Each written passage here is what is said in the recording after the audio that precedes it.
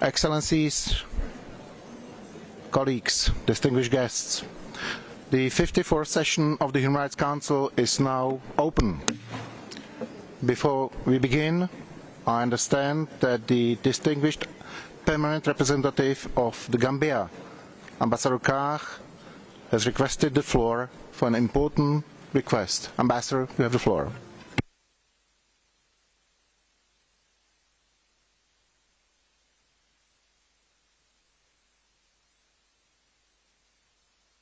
Under such circumstances, as we all are aware, just 3 days ago, a devastating earthquake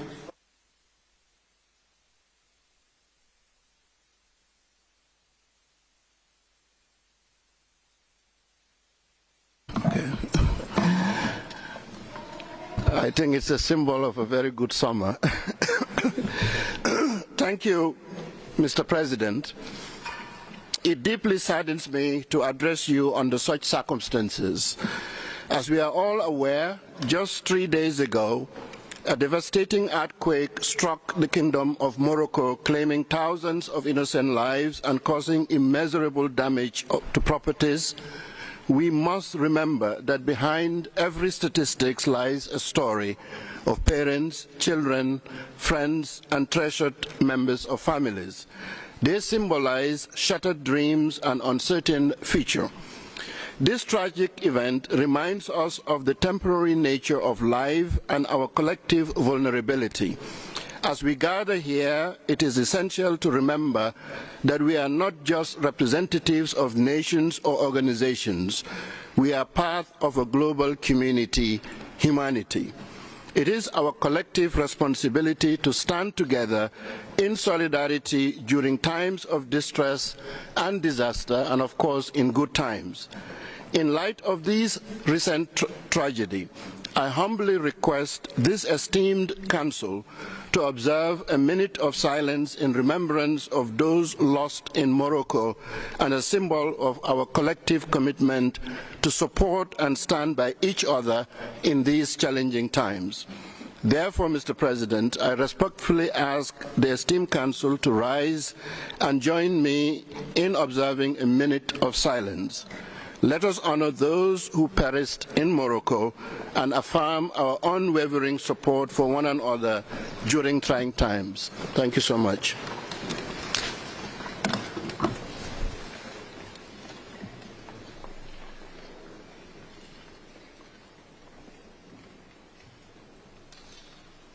Thank you so much.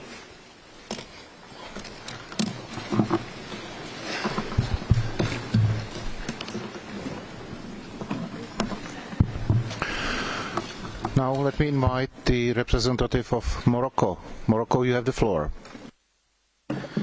Merci, Monsieur le Président. Monsieur le Président, c'est la gorge nouée par l'émotion.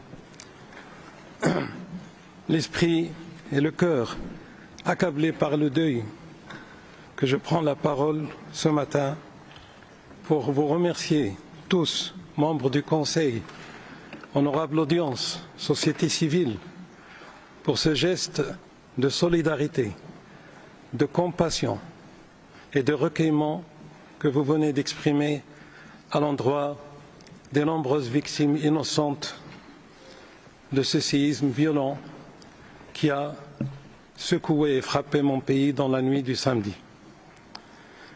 J'ai été témoin, Monsieur le Président, depuis cette nuit, d'un élan de solidarité et d'expression de sympathie effective et je dirais affective de l'ensemble de la Genève internationale sans exception.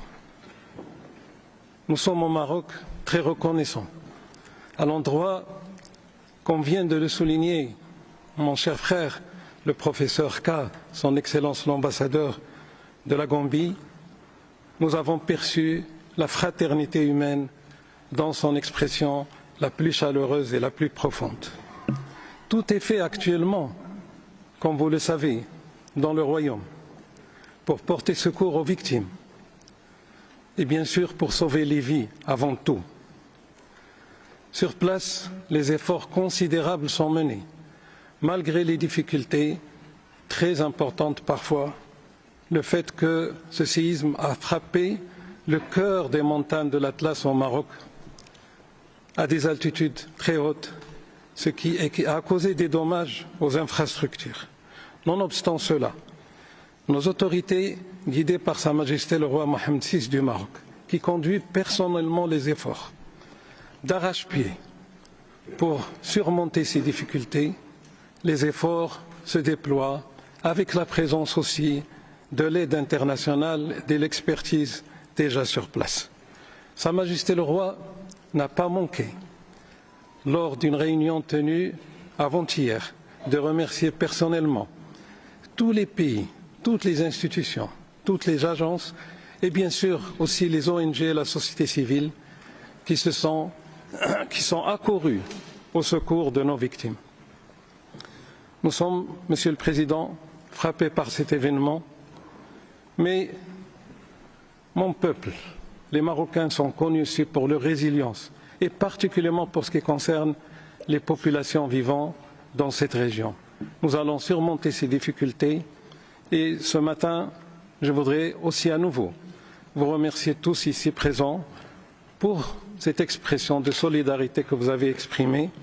Je voudrais ne pas manquer de dire que par leur propre initiative, et cela est tout à l'honneur des institutions internationales présentes ici à Genève, sans exception, elles ont fait preuve d'un esprit de solidarité, d'initiative à l'endroit de mon pays. Merci beaucoup, Monsieur le Président. Inna lillahi wa inna ilayhi raji'un. Encore une fois, merci de tout cœur. Merci, Monsieur l'Ambassadeur. Now, let me go back to the agenda. It is my honor to welcome Mr. Volker Turk, High Commissioner for Human Rights, and I would like to also warmly welcome all of you who will be participating at the Council session, both in the room as well as those online.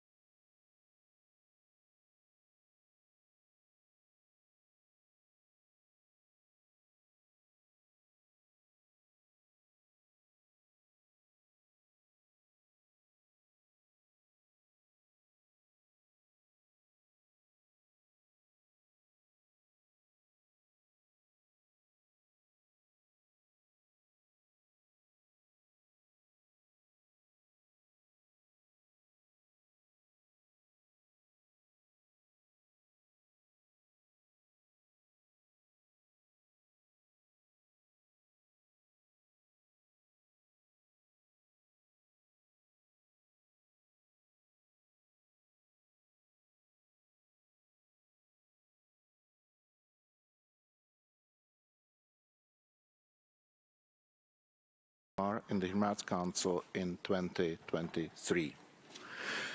During its meeting on 5th September, the Bureau noted that the General Assembly had still not made a decision on the representation of Myanmar. Therefore, Myanmar would not be represented in the Council's 54th session.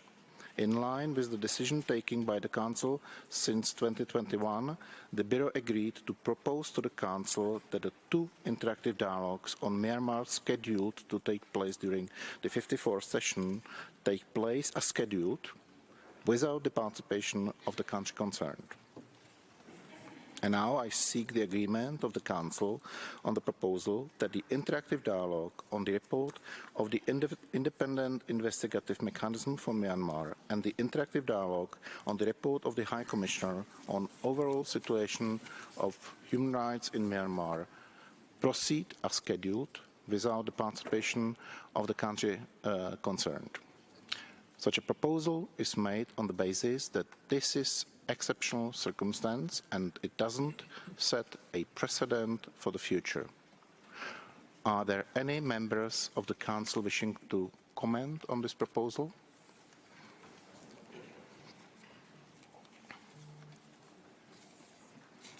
Since I don't see any, I understand that there are no objections to the Bureau's proposal and we can proceed with the two interactive dialogues on Myanmar as scheduled without the participation of the country concerned. And it is so decided. Colleagues, now let me propose that the Council approves the draft programme of work with the understanding that it is a living document. Do any members of the Council wish to comment on this proposal? And since I see no objection, the programme of work for the session is approved. Colleagues, the online system to inscribe on the lists of speakers for all interactive dialogues, panel discussions and general debates opened on Tuesday, 5th September and closes 24 hours before the meeting in which the respective debate is scheduled to start. Once the online inscription is closed, delegations can still inscribe or withdraw by sending an email to the list of speakers desk. The list of speakers will close approximately 15 minutes after the beginning of each debate, and I kindly ask all delegations to respect the deadlines. Further information on making changes to the list of speakers can be found in the minutes of the Bureau meeting of June 30th of this year. The online system for inscription on the list of speakers for the adoption of UPR outcomes will open on Monday, 18th September at 9 a.m. and will close on Thursday, September 21st at 6 p.m. No inscriptions will be possible after this deadline. For national human rights institutions and non-governmental organizations, the list of speakers for all debates opened on Tuesday, September the 5th. I kindly request all participants to upload the word version of their oral statements through the online system for the list of speakers.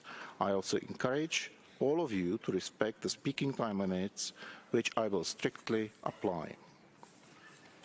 Excellencies, colleagues, the deadline for the submission of draft proposals for the 54th session is set for Wednesday, October 4th at 1 p.m. The submission of a proposal after this deadline needs prior approval by the Council before it is registered by the Secretariat. Any request for extension would be approved by the Council only under exceptional circumstances and for a maximum of 24 hours. I encourage sponsors to table their draft proposals as early as possible. Let me also emphasize that in accordance with Resolution 5/1, delegations are invited to conduct open-ended informal consultations to secure the broadest possible support for their initiatives. At least one open-ended informal consultation should be held on each draft resolution and/or decision before it is considered for action by the Council. In the interest of ensuring the effective participation of all stakeholders in our work, I encourage main sponsors of draft proposals to share draft texts with civil society organizations and other observers that follow informal consultations. Colleagues, a constructive and safe and respectful atmosphere is essential for the Council's sessions. It is unacceptable that the Council's mandate holders are sometimes subjected to personal insults, attacks, or threats in the course of the foundation of the Human Rights Council. I call on everyone to take all necessary steps to prevent any act of reprisal or intimidation committed against individuals or groups who have cooperated with the Council, its mechanisms and procedures. And in the case that such an act does occur, ensure that it is promptly and seriously addressed. I assure you that as President I will follow up on all reported allegations of acts of reprisal and intimidation committed against individuals or groups who have cooperated with the Council. With regard to the accessibility of our work, in accordance with its Resolution 16/21, the Council established a task force to reflect on improving access and participation of persons with disabilities in the work of the Council. His Excellency, Mr. Muhammadu Kah, is serving as the chair of the task force on accessibility, and there is a focal point for accessibility within the Secretariat who can be contacted if necessary. Delegations are requested to upload their oral statements in Word format so that they can be accessible to persons with disabilities. Statements uploaded in PDF or other non-accessible formats will not be posted on the extranet. I would like to also invite delegations to consider requesting accessibility in mandated panel discussions to ensure live captioning and sign language interpretation. Excellencies, colleagues, I wish to emphasize that the United Nations, including this Council, has a zero tolerance for any form of harassment, including sexual harassment. The UNOC Director General has pledged to implement the Code of Conduct to prevent harassment, including sexual harassment, at the UN system event. The Council's gender focal point, Her Excellency Usha Chandi Dwarka-Kanabi, is assisting with the implementation of the Code of Conduct in the Council.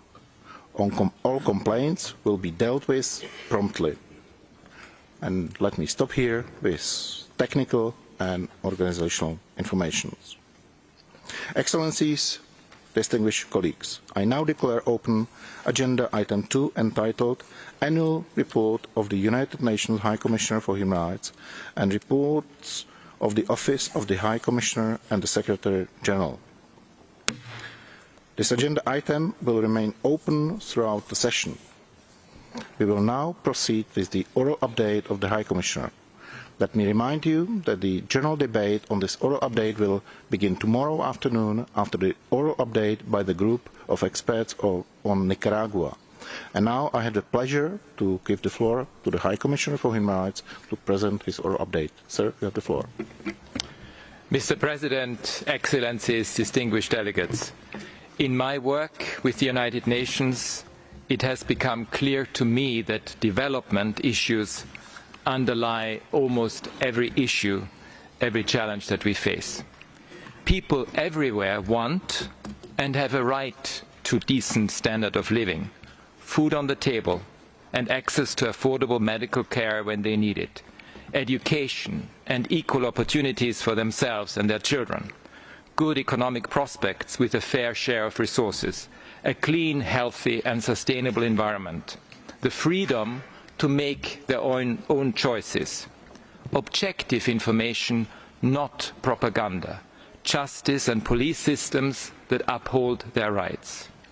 And to ensure all of this, they want active and meaningful participation in decisions and governments that serve their needs, not elites whose needs they have to serve. But time and again, I see people deprived of these rights and crushed by development that is neither respectful nor fair. Injustice, poverty, exploitation and repression are the cause of grievances that drive tensions, conflicts, displacement and further misery, and on and on. Mr. President, last month in Iraq, the cradle of so many civilizations, I witnessed a small piece of the environmental horror that is our global planetary crisis. In Basra, where 30 years ago, I was told, date palms lined lush canals, drought, searing heat, extreme pollution and fast depleting supplies of fresh water are creating barren landscapes of rubble and dust. This spiraling damage is a human rights emergency for Iraq and many other countries. Climate change is pushing millions of people into famine. It is destroying hopes, opportunities, homes and lives. In recent months, urgent warnings have become lethal realities again and again all around the world. We do not need more warnings. The dystopian future is already here. We need urgent action now, and we know what to do. The real question is, what stops us? Mr. President, instead of unity of purpose and decisive cooperative leadership, we are seeing the politics of division and distraction. For instance, through the fabrication of artificial disputes over gender, migration, or imagining a clash of civilizations. The repugnant series of some 30 incidents of burning the Quran recently is the latest manifestation of this urge to polarize and fragment, to create divisions within societies and between countries. I will discuss this in more detail on the 6th of October in line with Resolution 53/1. We are also seeing the politics of indifference, the numbing of our mind and soul, an effort to deflect our innermost feature, compassion, by simply negating the humanity of victims and people vulnerable to harm. I'm shocked by the nonchalance that becomes apparent in the face of more than 2,300 people reported dead or missing in the Mediterranean this year, including the loss of more than 600 lives in a single shipwreck off Greece in June. It is evident that far more migrants and refugees are dying unnoticed in the seas around Europe, including the Channel, in the Bay of Bengal, and in the Caribbean, where people seeking protection are constantly pushed back and deported to situations of grave danger. Or along the US-Mexican border, where deportations and expedited removal processes raise serious issues. Or at the border of the Kingdom of Saudi Arabia, where my office is seeking urgent clarification about allegations of killings and mistreatment. We are also seeing the politics of deception, of throwing sand in people's eyes. Helped by new technologies, lies and disinformation are mass-produced to sow chaos, to confuse, and ultimately to deny reality and ensure that no action will be taken that could endanger the entrenched interests of elites. The most apparent case of this is climate change. And we are seeing the old, blunt, brutal politics of repression. We so badly need a flowering of critical, innovative and constructive views to build better policies and systems. But what we increasingly get are military coups, authoritarianism and the crushing of dissent. In short, the fist. Antidotes exist to each of these. We need to insist on evidence and truth. We need to be mindful of our interconnectedness and shared values. We need to cultivate humanity's natural reflexes of empathy, justice and compassion. We need to nourish the critical thinking and creativity that can only stem from broad, free participation and open debates. And we need to stand firm on the promise of human rights, which is a promise of solutions. Just as injustices crash into each other and generate multiple towering crises, so joined-up steps towards more justice, respect and inclusion will anchor resilience and liberate the power of contributions from every member of society. Sustainable Development Goal 16 encapsulates our way out and forward from the turbulence that we are experiencing. Its emphasis on this interlocking relationship between good governance and development represents the linchpin that holds the 2030 Agenda for Sustainable Development together. Every development goal is grounded in equality and human dignity. They all require accountable institutions, an impartial, independent rule of law, and vibrant civil society. SDG 16 makes clear that to advance development, states have the responsibility to guarantee and protect civic space and fundamental rights. Leaving no one behind is not an empty slogan. It is a human rights action plan that reaches across the whole spectrum of human rights. Freedom is both the goal of development and its source. Civil, political, economic, social and cultural rights, the right to development, and the right to a clean, healthy and sustainable environment all build on each other. This is the meaning of the indivisibility and interdependence of human rights. Moving forward together, they can contribute to real solutions to our most pressing issues and challenges. The separation between two distinct sets of rights, civil and political on the one hand, economic, social and cultural on the other, is an artifact of ideologies, not borne out by reality. The Universal Declaration of Human Rights establishes no such separation or hierarchy, and 75 years after its adoption, we badly need to return to its core. Human rights are and must be politically neutral. All states have accepted their responsibility to realize all rights. And my mandate and ambition are to help every country advance and uphold the full range of human rights without distinction as to their political system, alliances or stage of development. Mr. President, it is against this backdrop and also in light of the upcoming SDG summit next week that I will focus this address on development and human rights. The world is betraying our promise to end hunger by 2030. Despite financial resources, technological innovation and land sufficient to provide adequate food for all, we have returned to hunger levels not seen since 2005, and to their toll of stunted children and painfully abbreviated lives. The FAO's 2023 global report projects that almost 600 million people will be chronically undernourished at the end of this decade. Causal factors include climate change, the consequences of the pandemic, and Russia's war on Ukraine. A year and a half of horrific warfare has ravaged Ukraine, with heart-wrenching toll on its people and damage to vast areas of agricultural land. The Russian Federation's withdrawal from the Black Sea Grain Initiative in July and attacks on grain facilities in Odessa and elsewhere have again forced prices sky high in many developing countries, taking the right to food far out of reach for many people.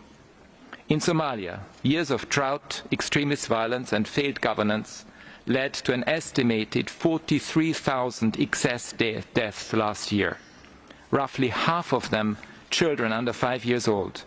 Some 1.8 million children are likely to be acutely malnourished through 2023, a tragedy of inhuman proportions in a country that has so deeply been affected by conflict.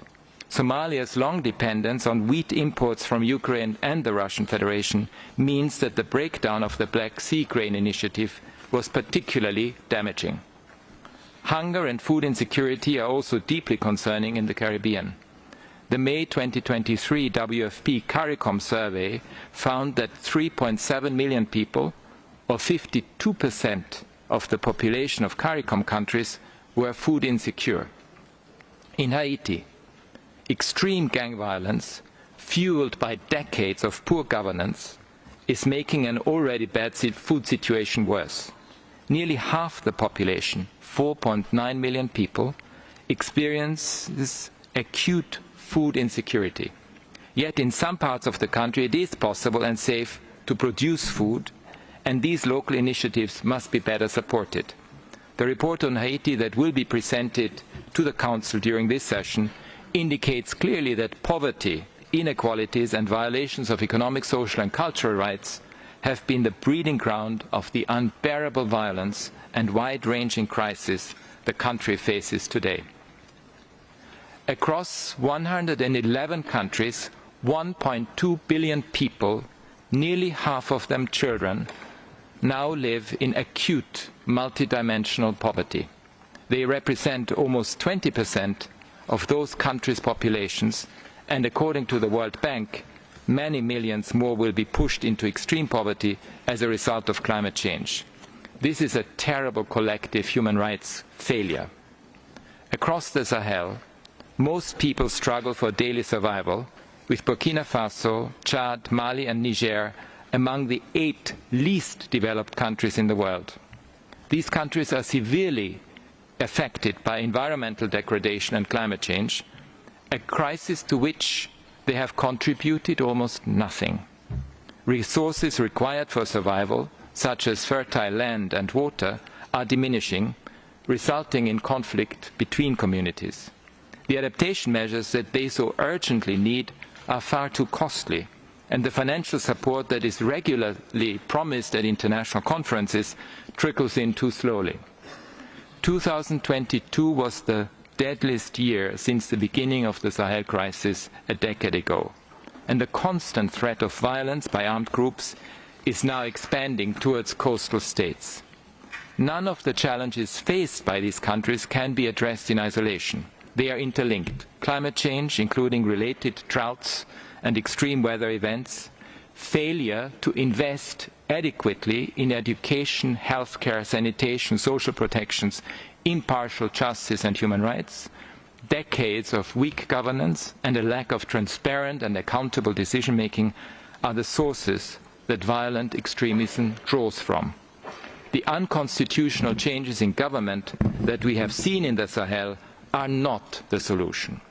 We need instead an urgent reversal to civilian governance and open spaces where people can participate, influence, accompany and criticize government actions or lack of action.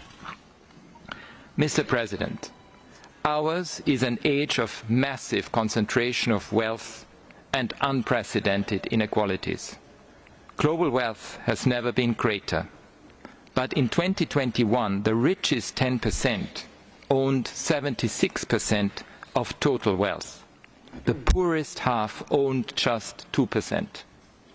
And nearly half of the world's people live in countries where governments must spend more on debt repayment than they are able to do on education and health. The abyss between rich and poor harms everyone.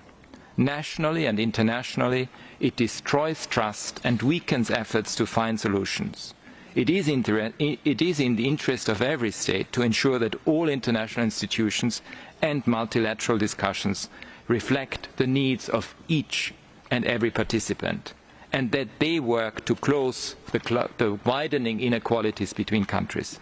One important step must be the reform of the international financial architecture, including fairer deals on debt relief and development finance. Often unwarranted conditionalities in investment and loan agreements have obstructed states' fulfillment of their human rights obligations, as if the latter obligations didn't exist. Human rights are central to development impact and a just transition, and they must be integrated clearly and comprehensively in the policies and operations of international financial institutions. I also strongly encourage states to endorse the UN's appeal for an SDG stimulus, and I welcome the current international discussions on reinforcing international tax cooperation.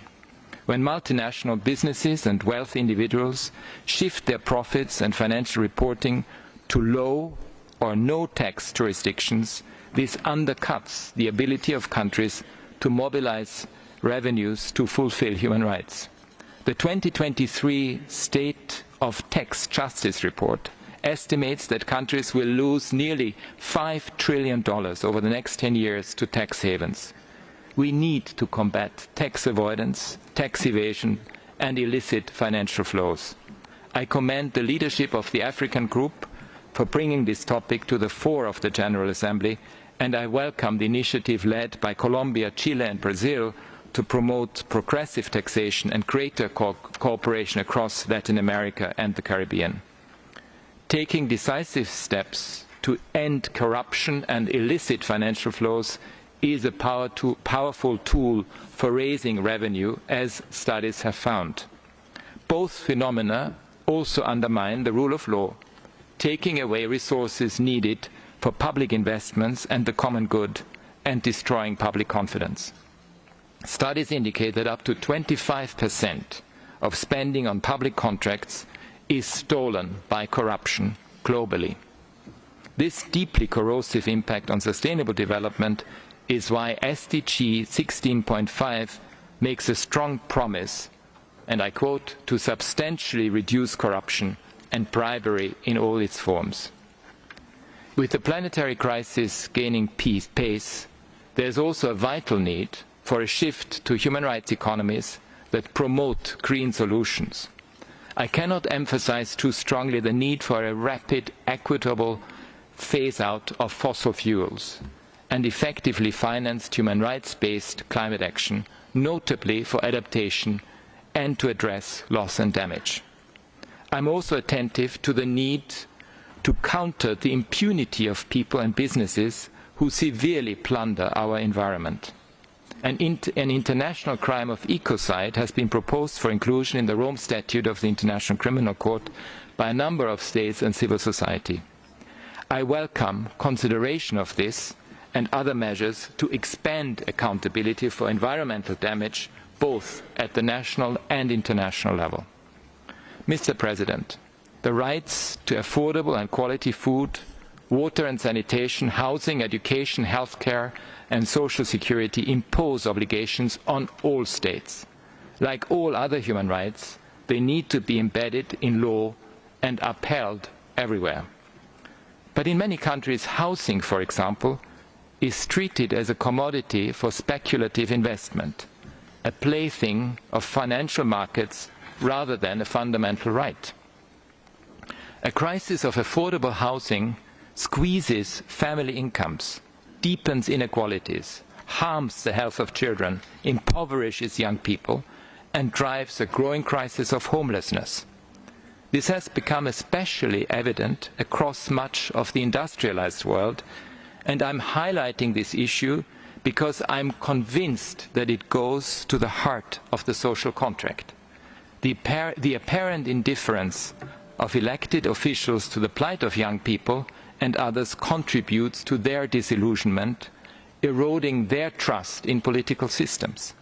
In many European countries, housing costs have risen far faster than incomes, putting stable, secure housing out of reach for large numbers of young people and others with low or erratic incomes.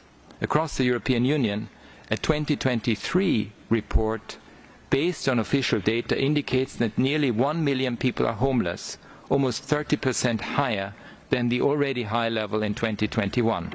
And it finds that young people are among the most impacted.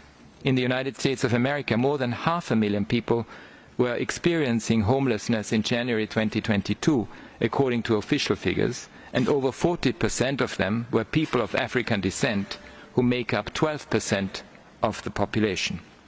By dint of concerted action, Finland has seen significant reductions in homelessness since 2010. This has included substantial housing allowances for people living on low incomes, targeted social support services, and proactive policies to develop the stock of rental housing. In response to what's happening within the European Union, a European platform on combating homelessness was established in 2021 to help coordinate action across the EU by government, cities and civil society.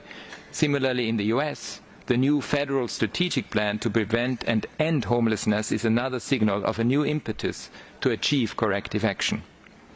Ending homelessness and ensuring affordable housing are firmly embedded in the Sustainable Development Goals. They are also a human rights imperative. States need to recognize homelessness as a violation of human rights that strips people of protection essential to dignity.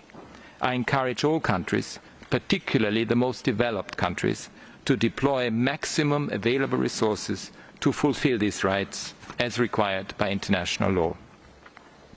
Mr. President, across the Middle East and North Africa, people are facing unprecedented water scarcity.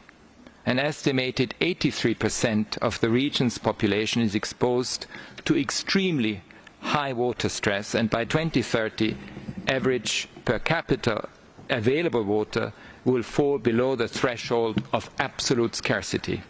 This will have dramatic negative impact on health and food security.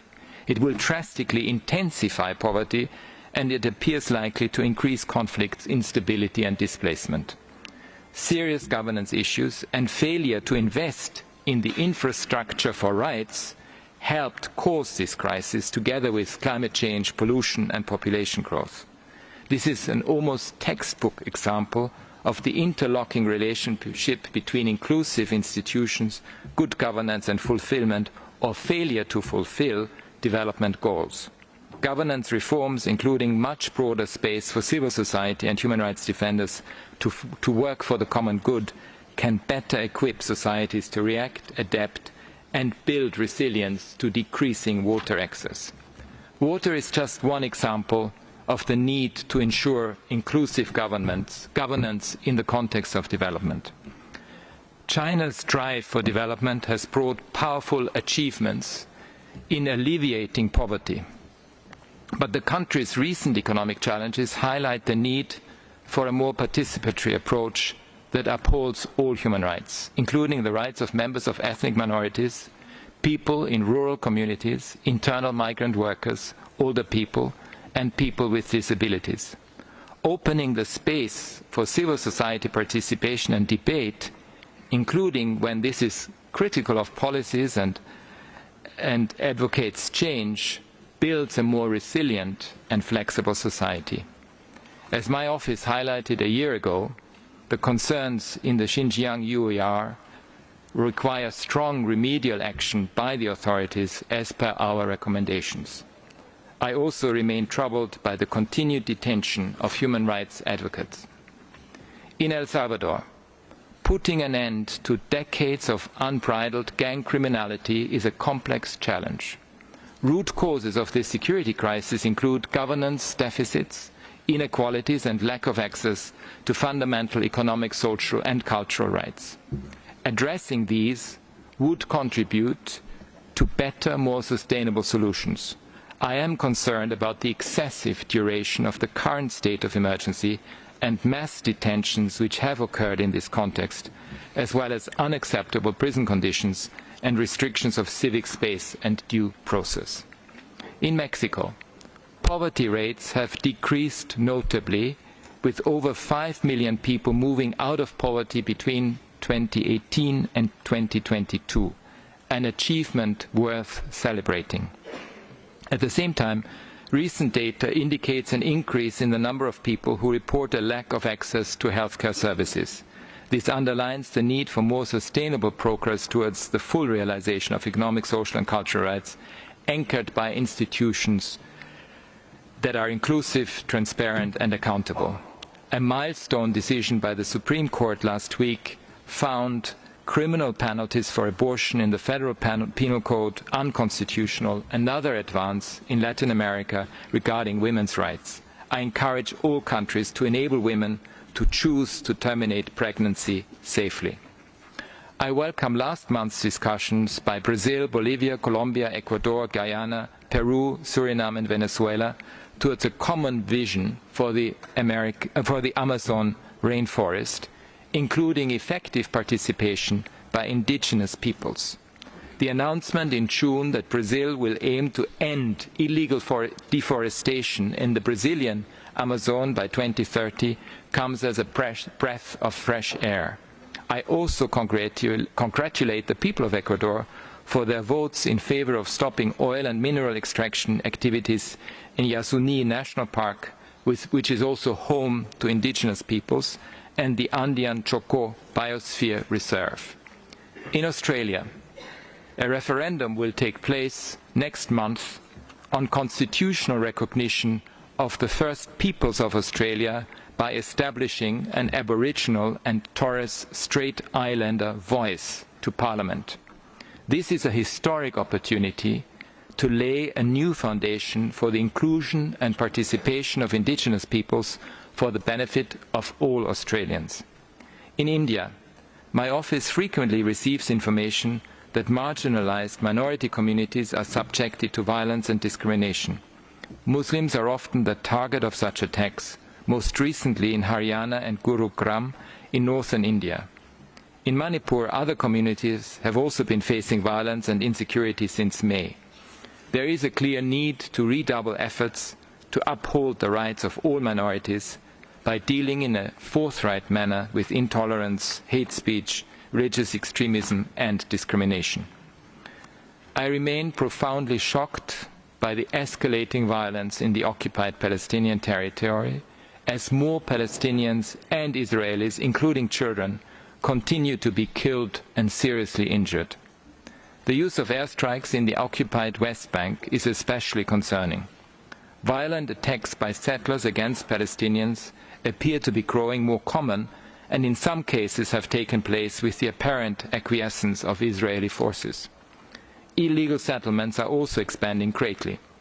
The government's purported application of sovereignty over the occupied West Bank and the transfer of wide administrative powers from military authorities to Israeli civilian officials are inconsistent with international humanitarian law.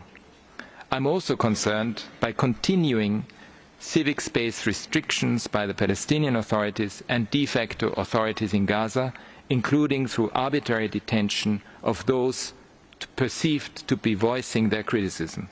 The Gaza de facto authorities continue to impose the death penalty, including against non-security personnel convicted by military courts. I reiterate my deep concerns regarding human rights developments in the Russian Federation. Civic space is being crushed by restrictions on fundamental rights and particularly severe oppression of the anti-war movement. The authorities continue to use the judicial system to silence critical voices, targeting human rights activists and groups for legitimate work.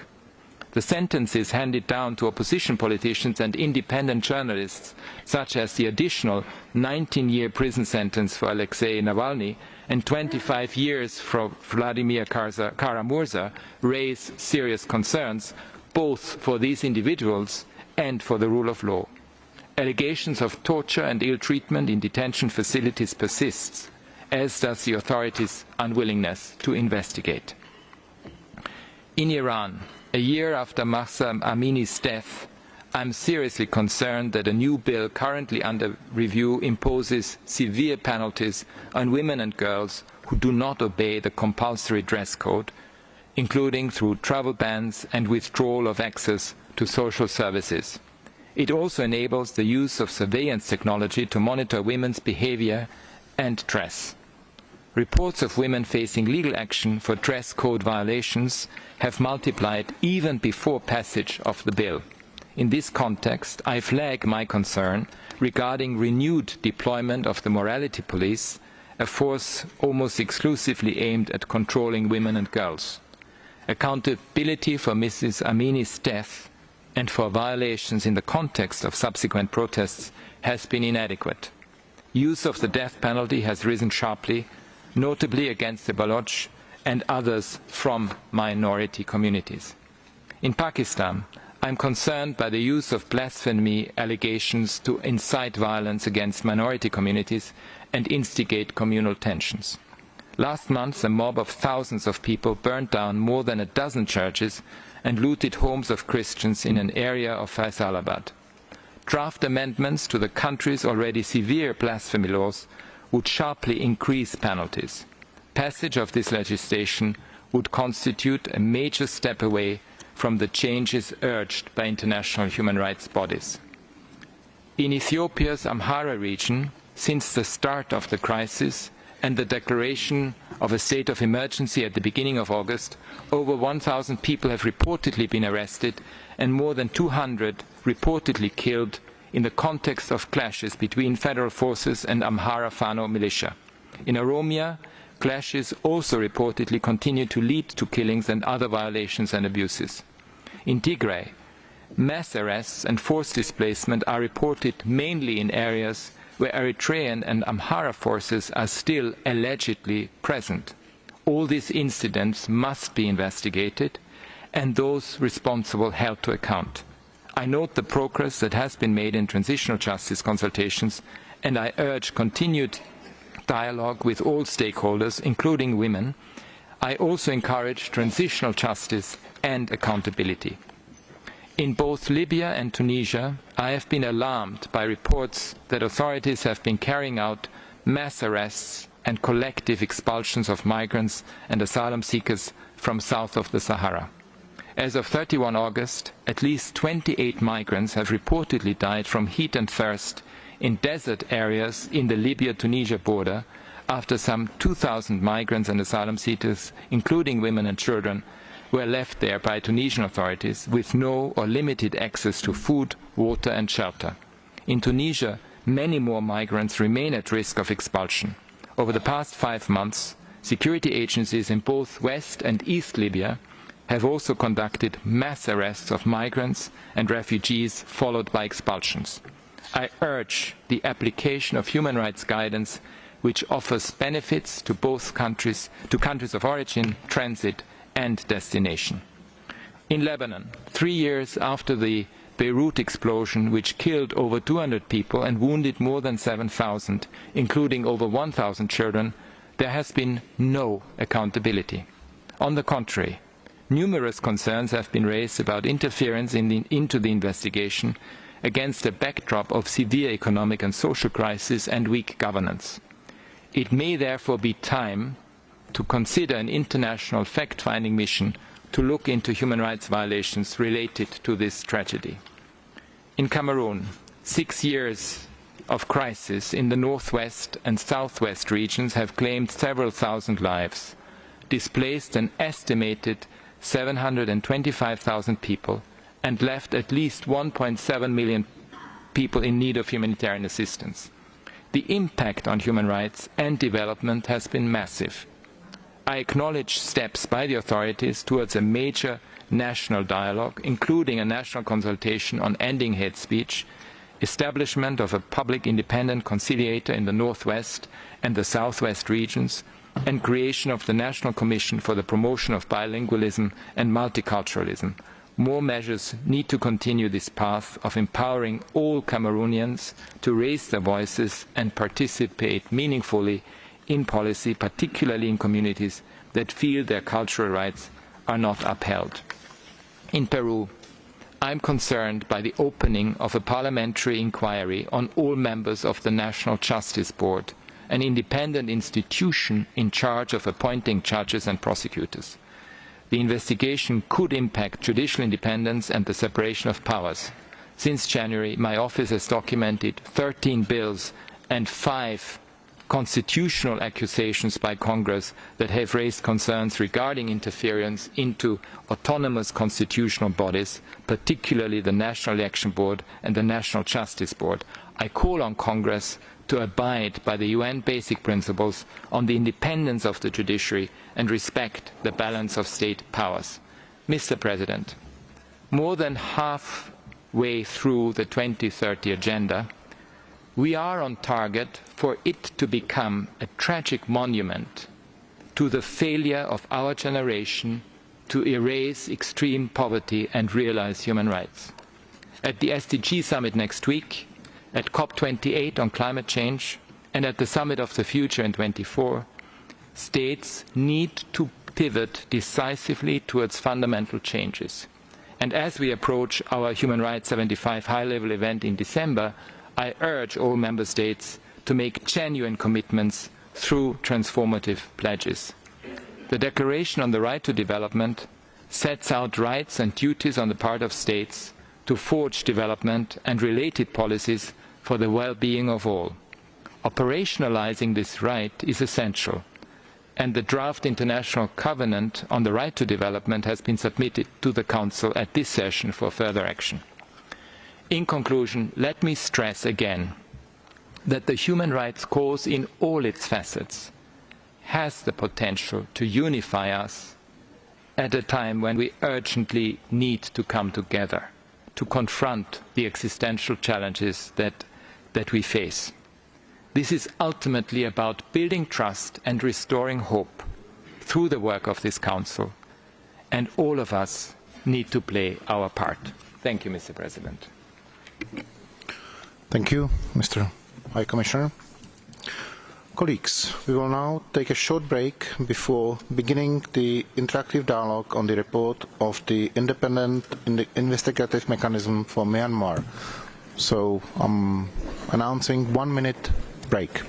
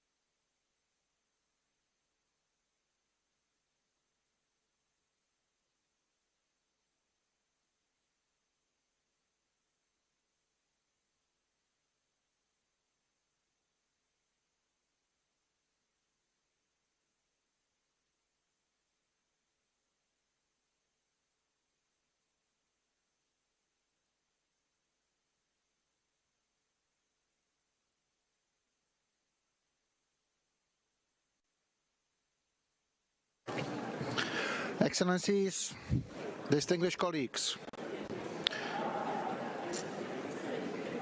we will now begin the interactive dialogue on the report of the Independent Investigative Mechanism for Myanmar, as mandated in Council Resolution 39/2. The list of speakers will close in 15 minutes, and I have the pleasure to give the floor to Mr. Nicholas Kumjan, head of the Independent Investigative Mechanism for Myanmar, for his presentation. And I thank you very much for taking your seats and listening. Thank you. Sir, you have the floor. Mr. President, Excellencies, it is an honor to appear before you to present the 5th annual report of the Independent Investigative Mechanism for Myanmar. Last year, I reported to this Council an increase in serious international crimes committed in the country. Tragically, the frequency and intensity of war crimes and crimes against humanity has only increased in recent months. In the past year, we have seen more brazen aerial bombings and indiscriminate shelling, resulting in the deaths of innocent civilians, including children. We have also seen increased executions of captured combatants and civilians, and intentional burnings of homes and villages.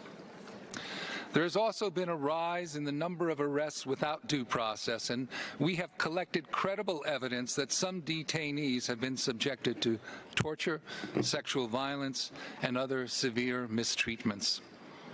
The ongoing violence has forced our mechanism to expand its inquiries to many parts of the country, but we retain our commitment and focus on collecting and analyzing evidence of the campaign against the Rohingya population during the 2016 and 2017 clearance operations.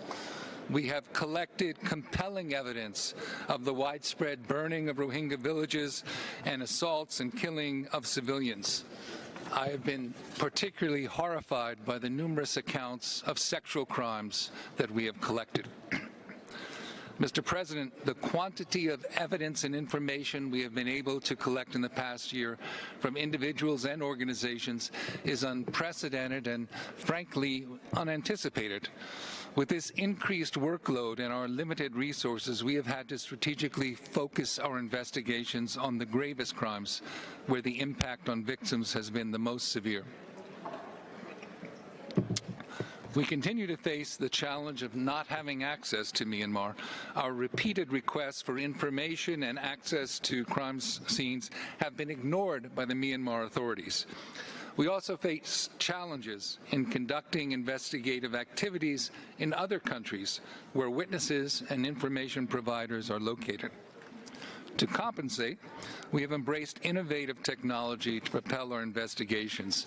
Our open source team uses cutting-edge technology to analyze and verify large quantities of material, such as videos, photographs, and other information posted on social media. We are also using geospatial imagery to determine damage to villages before and after attacks. This type of evidence is then cross-checked against the information received from at least 700 sources, including more than 200 eyewitness accounts. We have also begun a dedicated inquiry into financial information related to entities and individuals that have contributed to or benefited from the serious international crimes committed in Myanmar. We are looking at weapons supply chains and the dispossession of land, homes, and businesses, particularly during the clearance operations in Rakhine State. Mr. President, we understand this Council did not create our mechanism to simply place evidence in storage. Rather, our intent is to use the evidence to facilitate justice and accountability in courts and tribunals willing and able to prosecute these cases. We are currently sharing information and evidence with 3 ongoing proceedings focused on crimes against the Rohingya at the International Court of Justice, the International Criminal Court, and in courts in Argentina. We are now finalizing 3 analytical reports to share with these authorities concerning the military chain of command in Rakhine State, the failure of Myanmar authorities to investigate or punish sexual and gender-based crimes, and the ongoing the organized spread of hate speech content on social media by the Myanmar military during the 2017 clearance operations. I am particularly grateful to the brave survivors of these crimes who have shared their testimonies. None of our work would be possible without the courage and commitment of the many individuals and organizations that provide us with information. We are using the most advanced technologies to ensure that the interactions they have with us have the highest level of security and confidentiality. I'm also grateful for the support of this Council and call on all member states committed to ending the violence in Myanmar to support our work and give us the access we need to witnesses and information on their territories. Mr. President, the Myanmar people are suffering deeply from the effects of these ongoing horrific crimes. I would like them to know that the mechanism is committed to pursuing justice for them, and we are focusing our efforts to ensure that the perpetrators will one day be held to account. Thank you.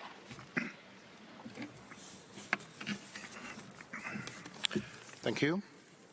Now let me invite the interested delegations to ask questions to Mr. Kumjan and to make comments on the report. So let me open the floor for you. Let me remind you also that the speaking time limit is 1 minute and 30 seconds for members and observers.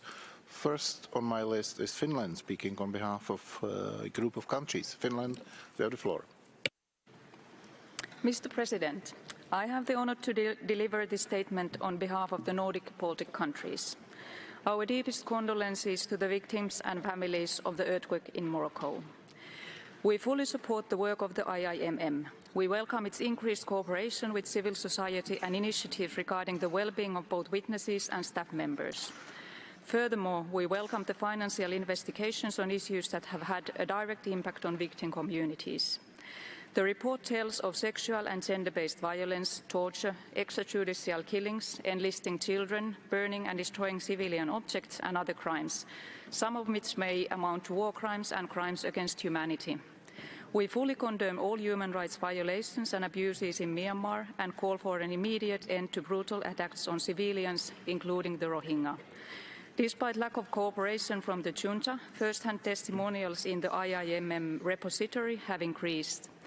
We will not turn our back on the brave survivors and witnesses, but keep on calling for accountability. We urge the junta to fully cooperate with the IIMM, respect human rights and uphold the rule of law and fully implement the ASEAN's 5-point consensus. I thank you.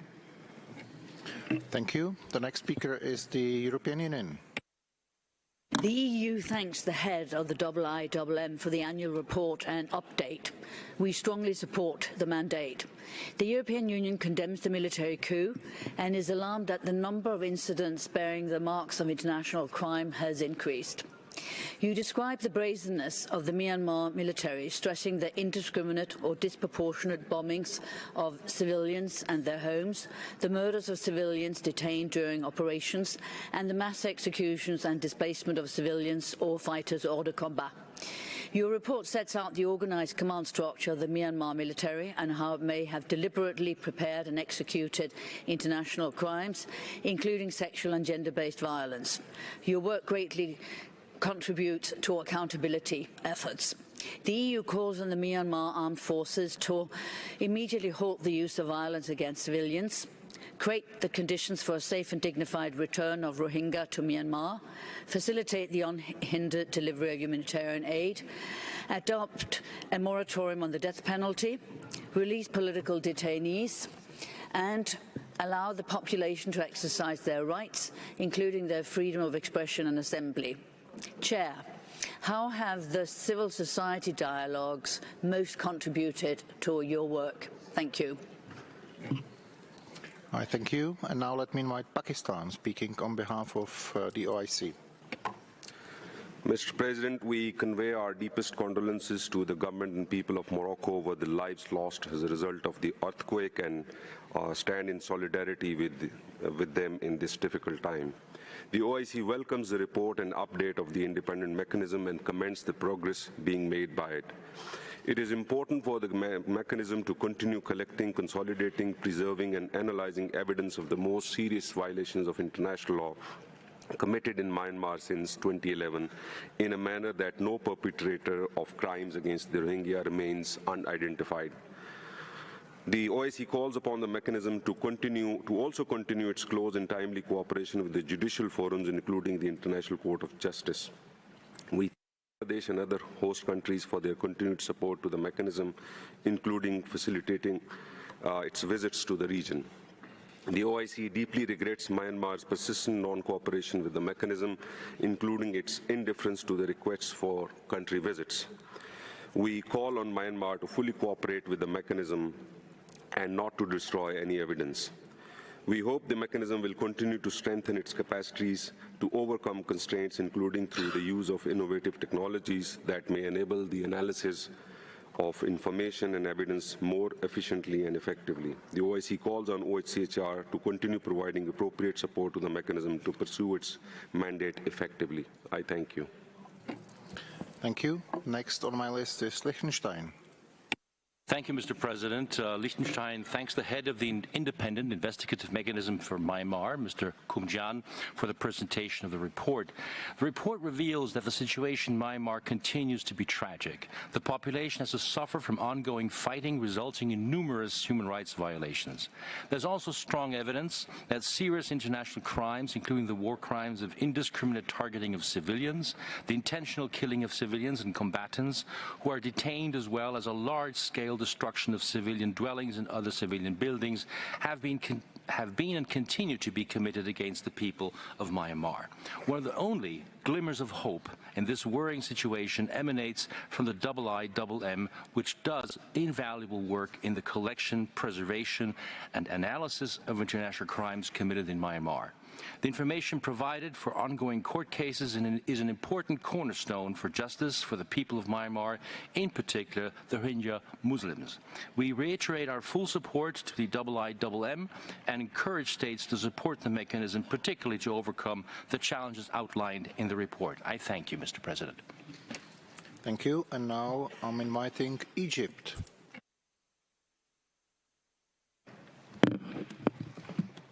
السيد الرئيس، يود وفد مصر بداية أن يتقدم بخالص التعازي إلى الأشقاء في المغرب الشقيق، متمنيا دوام الصحة والعافية للمصابين وأن يذهبوا، ولكافة العائلات بدوام الصحة. السيد الرئيس، تأخذ مصر علما بتقرير الآلية المستقلة لجمع الأدلة المتعلقة بالجرائم الدولية الجسيمة وانتهاكات القانون الدولي في ميانمار منذ عام 2011، كما تؤكد إدانتها الكاملة لجميع انتهاكات ضد أقلية الروهينجا وتعرب عن أسفها إزاء استمرار وضعهم المأساوي، وتطالب حكومة ميانمار بوضع حد لتلك الانتهاكات من خلال اتخاذ الإجراءات الكفيلة بتوفير الحماية اللازمة لهم وإيجاد حل دائم للأزمة. وتدعم مصر في هذا الصدد جميع الجهود الدولية والإقليمية الرامية لتفعيل المحاسبة، وتدعو مكتب المفوض السامي للتواصل والتعاون مع منظمة التعاون الإسلامي أخذا في الاعتبار محورية دور المنظمة في تلك القضية. كما تسمن مصر في هذا الإطار دور بنغلاديش وجهودها المستمرة لمواجهة تداعيات أزمة الروهينجا، وتدعو المجتمع الدولي لتقديم الدعم اللازم للدول المستضيفة لهم والنظر في حلول عملية ومستدامة لمشكلة اللاجئين. شكرا سيدي الرئيس.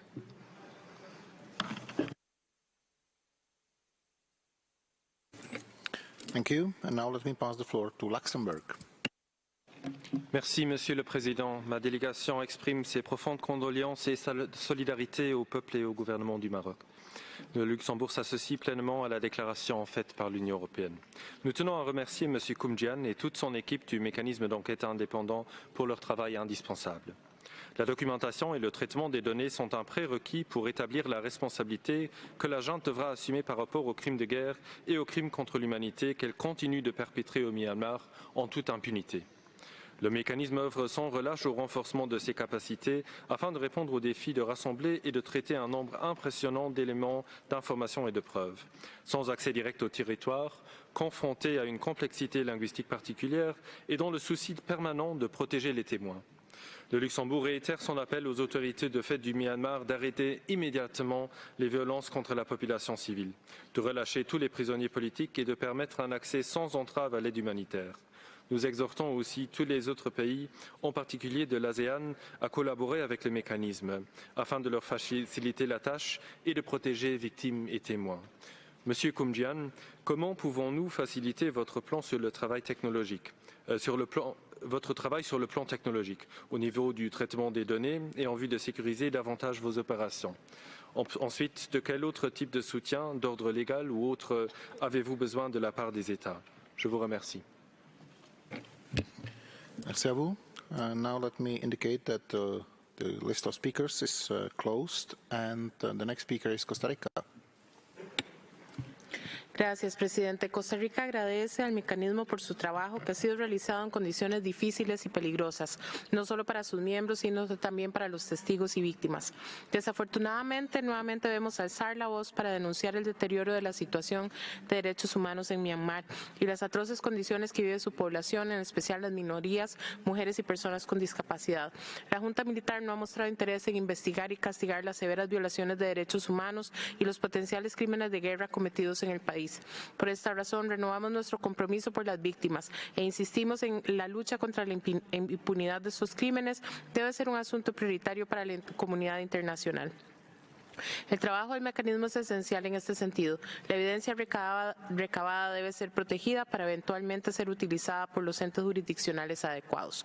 En este sentido, quisiéramos consultar qué acciones debemos tomar para coadyuvar en los esfuerzos investigativos y que la evidencia recabada cumpla su propósito de llevar a la justicia a los responsables y dar un remedio efectivo a las víctimas.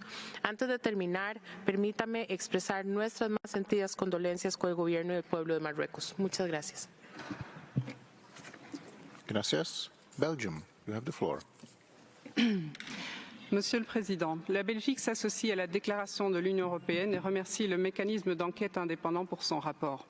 Notre pays reste profondément affecté par le sort de la population au Myanmar, confrontée à la violence, au conflit armé, à une crise humanitaire, économique et des droits humains d'une ampleur considérable.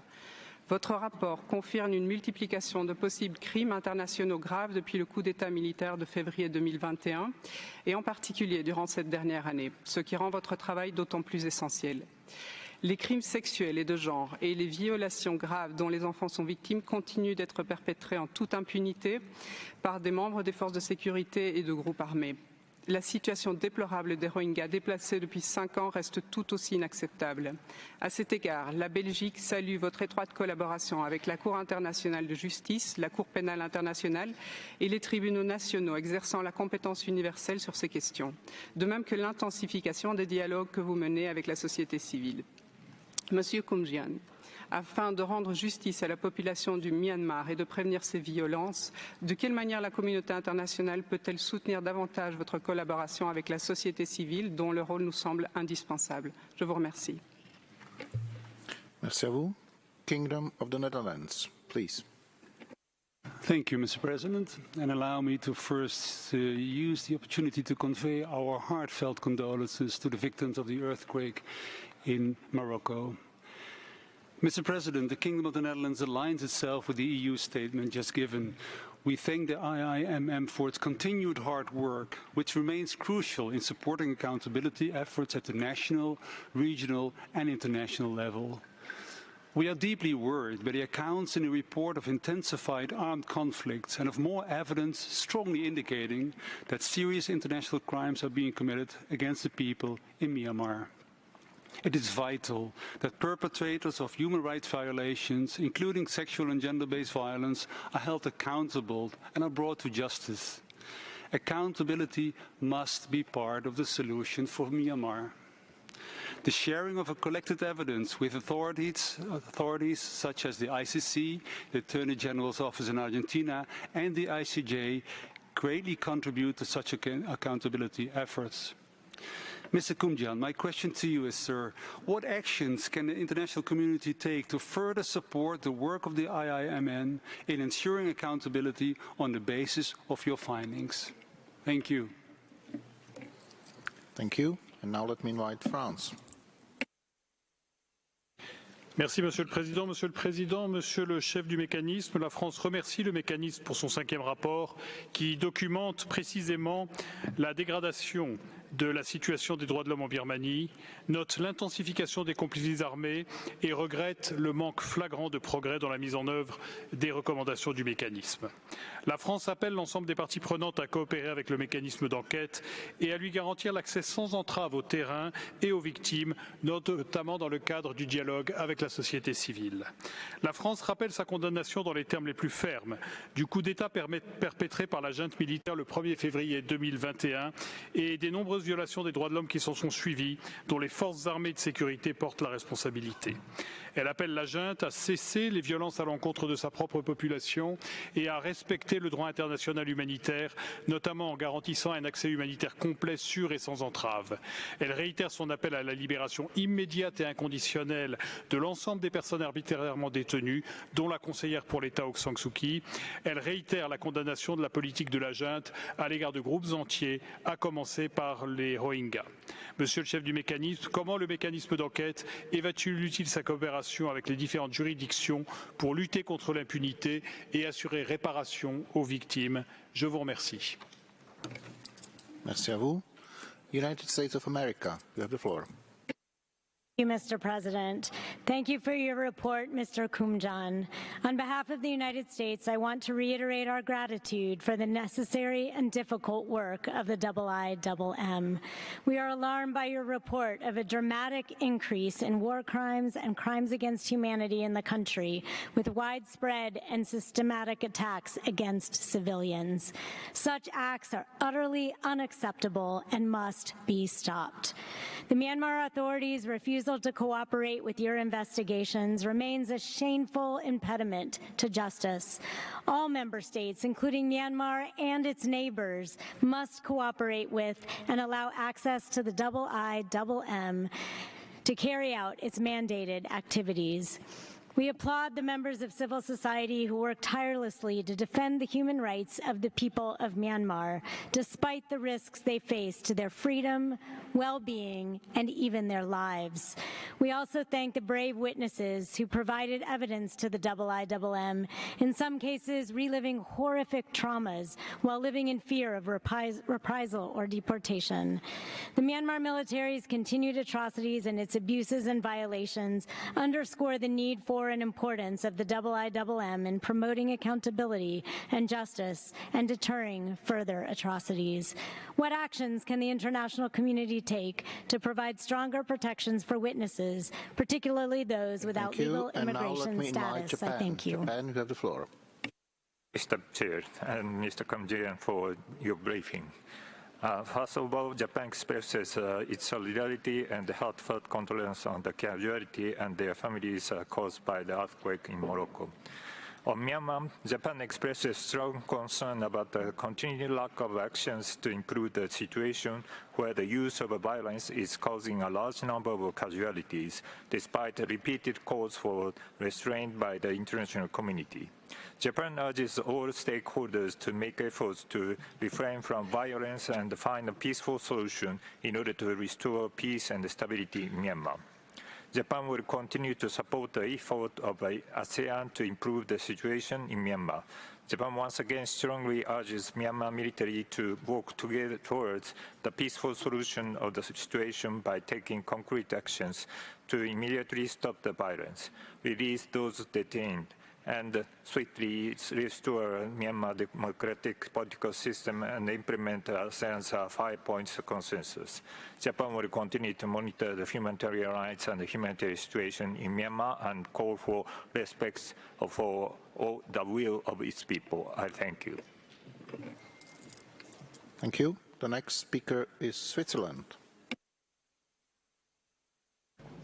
Monsieur le Président, nos pensées sont avec les Marocaines et les Marocains touchés par le terrible tremblement de terre. La Suisse est solidaire avec le Maroc. Monsieur le Président, la Suisse remercie le mécanisme d'enquête indépendant pour le Myanmar pour la présentation de son rapport.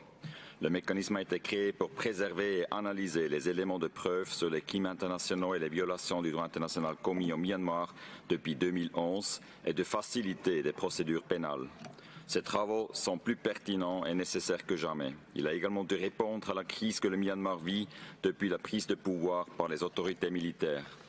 Les responsables de ces crimes, y inclus contre les Rohingyas, doivent répondre de leurs actes. Nous soulignons la nécessité de mener des investigations crédibles, transparentes, indépendantes et impartiales sur toutes les violations de droit international et de traduire leurs auteurs présumés en justice.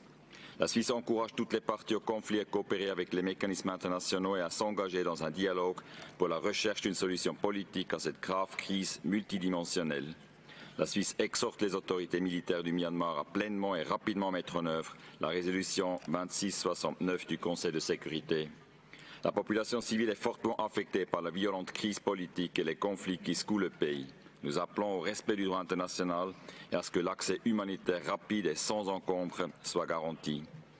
Monsieur Koumjian, la Suisse va continuer à soutenir le mécanisme. De quel soutien supplémentaire celui-ci a-t-il besoin pour faire avancer son mandat? Merci beaucoup. Turkey, you have the floor. Thank you, Mr. President. Turkey remains concerned by the worsening security and humanitarian situation in Myanmar. The crisis in Myanmar continues to have severe repercussions on the most vulnerable groups, particularly the Muslim Rohingya community. The findings of the last IIMM report show that the widespread and systematic violations continue against the Rohingya people. We call on the international community to take immediate steps to hold those responsible for these atrocities accountable. As last month marked the 6th anniversary of the Rohingya crisis, it is of utmost importance that the international community to increase its humanitarian assistance to the Rohingya refugees and alleviate the burden on Bangladesh. Mr. President, we have been involved in many humanitarian activities in various fields in both Myanmar and Bangladesh. The Turkish Field Hospital in Cox's Bazar has been provided essential health services to more than 1,000 people per day since 2018. Turkey will continue with its relief efforts covering infrastructure, housing, education, agriculture, child services, capacity building and income generating projects. Turkey will also continue to work with the international community to find a pathway for the voluntary, safe and dignified return of the Rohingya and other communities to their homes. Thank you. Thank you. And now I'm inviting Malta. Thank you, President. First, I extend Malta's deepest condolences to the government and people of Morocco following the weekend earthquake. Malta aligns itself with the statement of the European Union and thanks the IIMM for its report.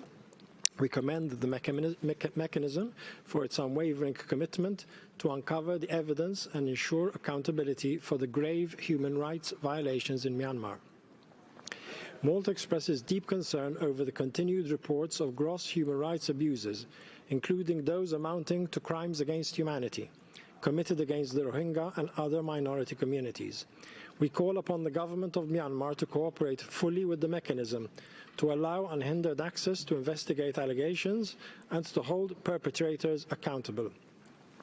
Moreover, we emphasize the need to ensuring a safe and dignified environment for the voluntary return of displaced persons in compliance with international standards. Malta remains committed to supporting initiatives that seek justice, accountability and reconciliation in Myanmar. It is vital that the perpetrators of these atrocities face justice and that steps are taken to prevent a recurrence. We urge the international community to stand united, sending a clear message that human rights violations will not be tolerated and ultimately that justice will prevail. I thank you. Thank you. And now we will continue with a video statement by United Nations Children's Fund. President, UNICEF welcomes the report of the Independent Investigative Mechanism, which makes for sobering reading. UNICEF recognizes the increasingly challenging environment in which the mechanism operates. UNICEF is on the ground in Myanmar, and we see that children are bearing the brunt of the crisis. Grave child rights violations verified by the UN continue to rise. UNICEF welcomes the mechanism's commitment to investigating sexual and gender-based crimes and crimes against children as a high priority. Constraints on access and delivery of services across the country continue to have a devastating impact for children and families. Schools and health facilities remain under attack, further devastating children's lives. Further, Myanmar is contaminated with landmines and unexploded ordnance. In the first 6 months of 2023, 556 casualties were reported nationwide due to landmines and explosive remnants of war. This is 143% of the total casualties reported last year. Children make up 20% of these casualties. UNICEF urges all parties to the conflict to comply with international humanitarian and human rights law, to end grave child rights violations, to allow unconditional and sustained humanitarian access, and to take all necessary measures to prevent and stop all forms of violence against children. We stand ready to support. Thank you. Delegation of China has the floor. 主席先生，中国代表团首先对摩洛哥地震遇难者表达哀悼。主席先生，中国代表团对缅甸作为当事国未能参加此次互动对话表示遗憾。中方一贯主张各方通过建设性的对话与合作解决人权领域的分歧，反对将人权问题政治化，反对公开施压的做法。人权理事会有关讨论应当有助于缅甸实现稳定和发展，而不是相反。缅甸问题非常复杂，内外因素错乱交织，历史和现实一再证明，把主权平等、不干涉内政等国际关系基本准则抛诸脑后，动辄施压，解决不了问题，反而会激化矛盾，加剧局势动荡，甚至影响地区稳定。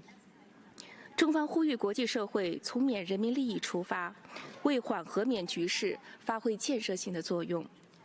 中方支持缅孟双方妥善协商处置莫开邦问题，已经并将继续提供力所能及的帮助，助力缅孟早日启动首批遣返。谢谢主席。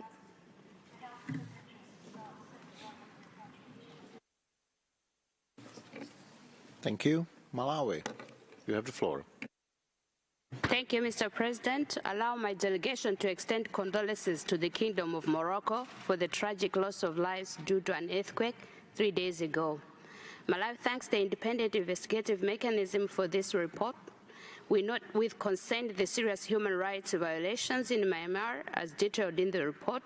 These include the failure by Myanmar to investigate or punish sexual and gender-based crimes, and the organized spread of hate speech, attacks on the civilians, among others. We urge the military in Myanmar to take effective steps to ensure accountability for serious crimes committed with effective remedies for victims of human rights violations and ultimately return to civilian rule. Thank you, Mr. President. Thank you. And now let me invite Canada. Merci, Monsieur le Président. Nos profondes condoléances et notre solidarité sont avec le peuple marocain. Monsieur le Président, le Canada salue le mécanisme pour les progrès accomplis, pour le renforcement du dialogue avec un éventail d'intervenants et pour son rapport indiquant qu'il existe des preuves solides d'une augmentation substantielle des crimes de guerre et des crimes contre l'humanité au Myanmar, ce qui rappelle la nécessité d'unir nos efforts pour mettre fin à la vente d'armes au régime au Myanmar. Le Canada est gravement préoccupé par l'augmentation de la violence, tels que les bombardements aériens aveugles, les massacres de civils, les rapports indiquant l'utilisation d'armes à sous-munitions, les violences sexuelles et sexistes, ainsi que les incendies de bâtiments civils et de villages entiers. Le Canada continue de travailler avec les Nations Unies et la communauté internationale pour faire en sorte que les auteurs de violations graves des droits de la personne et des droits internationaux humanitaires rendent compte et pour obtenir justice pour les survivants, y compris les Rohingyas. Nous invitons également tous les États membres à collaborer pleinement et significativement. Nous réitérons notre soutien au mécanisme et notre intention d'intervenir dans l'affaire du génocide des Rohingyas intenté par la Gambie contre le Myanmar devant la Cour internationale de justice. Monsieur Koumjian, comment la communauté internationale peut-elle mieux soutenir le mécanisme dans la collecte de preuves pertinentes concernant les odieux crimes sexuels et sexistes commis par le régime, y compris... Now let me invite Malaysia.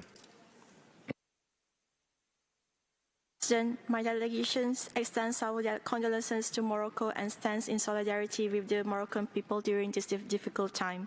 Mr. President, Malaysia aligns itself with the statement of the OIC, and we thank the IMM for the report.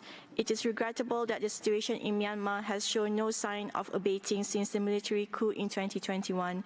We remain deeply concerned with the findings of the latest report that indicates crimes against humanity have likely been committed. Accountability for mass atrocities is crucial towards finding a just and durable solution to the Rakhine crisis. It is also a key step towards achieving reconciliation and restoring long-term peace and stability in Myanmar. Preventing the recurrence of atrocities and ensuring the fundamental rights of the victims are essential in realizing Myanmar people's aspirations for a peaceful, prosperous, and democratic Myanmar. Malaysia remains committed to facilitate IMM in fulfilling its mandate to bring justice for victims. Malaysia welcomes IMM's continuous engagement with stakeholders, including pursuance of the first dialogue between the IMM and civil society organizations. Mr. Komjian, could you share the procedures that the IMM have in place to confirm the veracity of the information transmitted to your team? Thank you. Thank you. And let me invite Indonesia. Mr. President, Indonesia remains deeply concerned with this continued escalation of violence in Myanmar. It is very disheartening to see that the people suffering and humanitarian crisis in Myanmar show no sign of abating. During our chairmanship in ASEAN, Indonesia has made every effort to ensure concrete progress on the implementation of the 5-point consensus, including facilitating the visit of SR Myanmar to Indonesia. As a result, earlier this year, ASEAN through the AHA Center had successfully delivered 3 batches of humanitarian assistance to different states in Myanmar and will continue to do so. We appreciate the continued support from the external partners and international community for the 5PC implementation. In the summit last week, ASEAN leaders have adopted a review and decision on the implementation of 5PC, which decided that 5PC remains to be ASEAN's main reference in addressing Myanmar's political crisis that should be implemented in its entirety. We firmly believe that a sustainable ASEAN's ongoing approach to Myanmar is critical to promote cessation of violence, further facilitate humanitarian assistance, and establish inclusive national dialogue. Mr. Head of Mechanism, how can you ensure that your works would prompt positive trajectory to the political crisis and human rights situation in Myanmar? Thank you. Thank you. And now I'm inviting Romania. Mr. President, Romania aligns itself with the statement of the European Union. My country welcomes the report of the independent investigative mechanism for Myanmar. It presents thoroughly the increasing violence and crimes against civilians and the human rights abuses, including those against the Rohingya minority. We appreciate the mechanism's capacity to collect and assess relevant information in a challenging context marked by no physical access to crime sites or witnesses inside Myanmar and the lack of cooperation by the authorities in Naypyidaw. Romania deplores the continuous and expanding violation of human rights in Myanmar, particularly the attacks against civilians, sexual and gender-based crimes and crimes against children, including the military enlisting of children under the age of 15, and the atrocities against the Rohingya community. Romania continues to fully support the work of the mechanism aimed at ensuring the accountability of perpetrators and justice for victims of the most serious international crimes and violations of international law committed in Myanmar since 2011. In the absence of a notable progress as regards the fight against violence and crimes against civilians and the human rights abuses, including against the Rohingya, what steps could take the international community to pressure and to hold accountable the Myanmar authorities? Thank you. Thank you. Russian Federation is the next.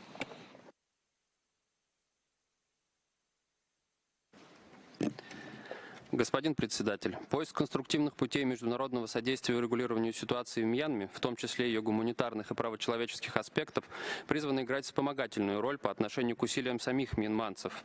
по нормализации обстановки в стране.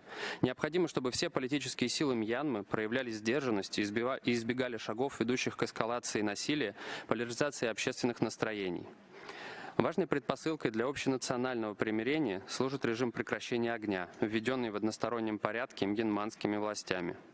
Объявленная в августе амнистия лиц, привлеченных к ответственности за участие в несанкционированных акциях протеста, вносит вклад в восстановление общественного мира и согласия. Опасной является линия так называемого правительства национального единства на продолжение вооруженного сопротивления, которое приводит к дезорганизации общественной жизни и социально-экономического положения, убийствам сотрудников органов власти и простых граждан, лояльно настроенных к властям. Негативно расцениваем стремление отдельных стран использовать многосторонние площадки, прежде всего СПЧ, для политизации вопроса о правозащитной ситуации в Мьянме и придания ее обсуждению конфронтационного характера. Подобная политика лишь увеличивает противоречия и подрывает усилия по поиску конструктивных форм международного содействия этой стране. Благодарю за внимание. Спасибо. South Africa. Mr. President, South Africa wishes to express its appreciation to the Independent Investigative Mechanism for Myanmar for its report and for the notable progress it has made in monitoring and investigating the deteriorating human rights situation in the country. We particularly commend the mechanism for continuing to prioritize the collection of information on sexual and gender-based crimes, which disturbingly have been committed with the highest levels of cruelty and harm to the victims. This information accords with the mechanism's broader findings, which point to a dramatic increase in the perpetration of war crimes and crimes against humanity, with widespread and systematic attacks against civilians and civilian objects by the Myanmar military and its affiliate militias. South Africa is deeply concerned about these findings. We echo the mechanism in saluting those brave individuals who share information, often at significant risk. Accordingly, we are pleased that the mechanism was recently able to host its first civil society dialogue to hear from and support those collecting this information on the front line. As we solemnly mark the 6th anniversary since the Rohingya were forced to flee their homes, South Africa therefore appeals to all member states to cooperate with the mechanism in facilitating the necessary accountability and justice for this horrific assault against humanity, and in so doing stand in solidarity with the people of Myanmar who deserve no less. I thank you. Thank you. Bangladesh is the next. Thank you, Mr. President. Bangladesh welcomes the report of the Independent Investigative Mechanism on Myanmar. We commend IIMM for its continued work to collect and preserve evidence of crimes committed in Myanmar, including against the Rohingya, as well as to prepare files for the future cases before criminal courts. We appreciate mechanisms' close engagement with the ICJ, ICC, and the court in Argentina to facilitate justice for the Rohingyas. We are pleased to host IIM's successive missions to Bangladesh and committed to cooperate further with the mechanism. Mechanism's access to Myanmar is important for the on-the-ground investigations. We urge Myanmar to fully cooperate with IIMM. Ensuring justice and accountability is important for the Rohingyas sheltered in Bangladesh to have the confidence to return to Myanmar. Therefore, we urge all relevant member states and other entities to assist IIMM to realize its mandate. While retributive justice and accountability are important for the Rohingya, a sustainable return to their homeland with rights must be the ultimate objective of the process of seeking justice. International community should lay equal focus on restorative justice, truth-seeking, reconciliation, and creation of more supportive atmosphere in Rakhine for voluntary return of the Rohingyas. As I conclude, I express our heartfelt condolences to the people of Morocco. I thank you. Thank you. Thank you. Australia, you have the floor. Thank you, Mr. President, and Australia too expresses sincere condolences to the people of Morocco. We thank the Independent Investigative Mechanism for Myanmar for its 5th report to the Council. Australia reiterates its support for the mechanism and the important work under its mandate to collect, consolidate, preserve and analyse evidence of the most serious international crimes and violations of international law committed in Myanmar. We strongly condemn the military regime's increasing use of violence against civilians detailed in the report, including bombings, killing of detainees, crimes against children and the large-scale and intentional burnings of civilian dwellings. We note with grave concern the report's findings that the regime knew or should have known that civilians were present at the time of aerial bombings that resulted in large numbers of civilian casualties. Australia calls on all states, especially those in the Indo-Pacific region, to facilitate the mechanism's critical investigations, including through supporting evidence collection and interviews in their territories. We also reiterate Council Resolution 5231's call on UN entities to share evidence with the mechanism and to support future prosecutions. Australia asks, how can states best support the mechanism's investigative efforts given access continues to be denied to Myanmar by the regime? Thank you. Thank you. United Kingdom of Great Britain and Northern Ireland, please.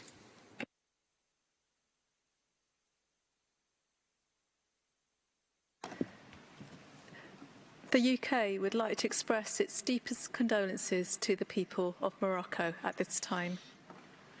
The UK is grateful for the mechanism's continued work to facilitate justice and accountability in Myanmar. Its latest report brings to light the scale of Myanmar's military's brutal tactics. The reporting of military's brutal actions against the people of Myanmar, including indiscriminate targeting and killing of civilians through airstrikes and the large-scale burning of homes, is truly alarming.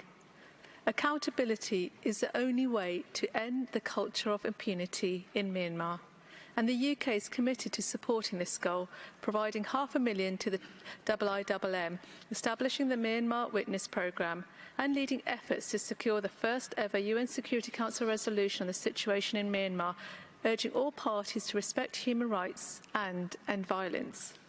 To successfully collect evidence and continue to meet its mandate, the mechanism relies on the cooperation of all UN and international partners.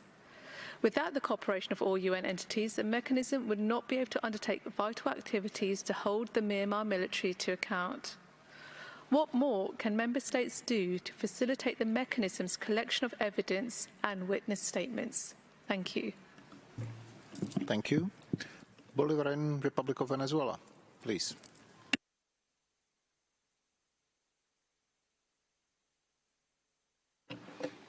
Gracias, presidente. Expresamos nuestras condolencias y solidaridad al pueblo marroquí en tan difíciles momentos. Son ya 4 años de la imposición de este mecanismo en Myanmar con un nuevo, cuestionable y desbalanceado informe presentado sin que se permita escuchar al país concernido.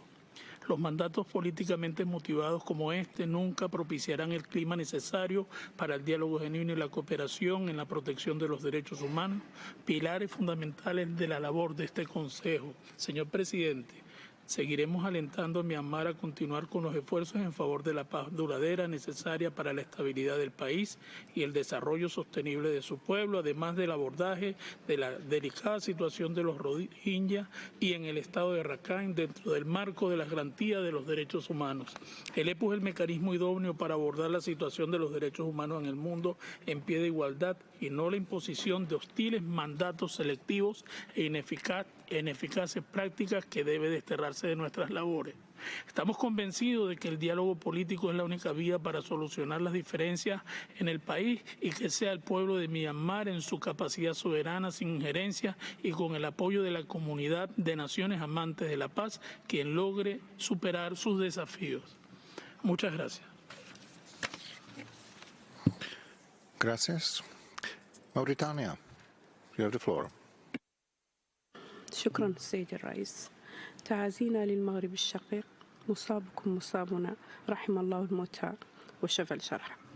شكرا سيدي الرئيس. يأخذ وفدي علما بتقرير الآلية المستقلة لجمع الأدلة المتعلقة بالجرائم الدولية الخطيرة وانتهاكات القانون الدولي المرتكبة في ميانمار، ونعرب عن أسفنا البالغ لاستمرار أزمة الروهينجا الذين يعانون من الاضطهاد الممنهج طويل الأمد والتهميش والتمييز والفقر والأمر الذي يؤدي إلى انتهاكات خطيرة لحقوق الإنسان بما في ذلك العنف الجنسي والجنساني والتهجير الجماعي القسري والاستيلاء غير المشروع على الأراضي والحرمان من حقوق المواطنة والوثائق المدنية وفرض القيود على حرية التنقل والوصول إلى الخدمات الصحية والتعليمية والحصول على فرص كسب العيش الكريم.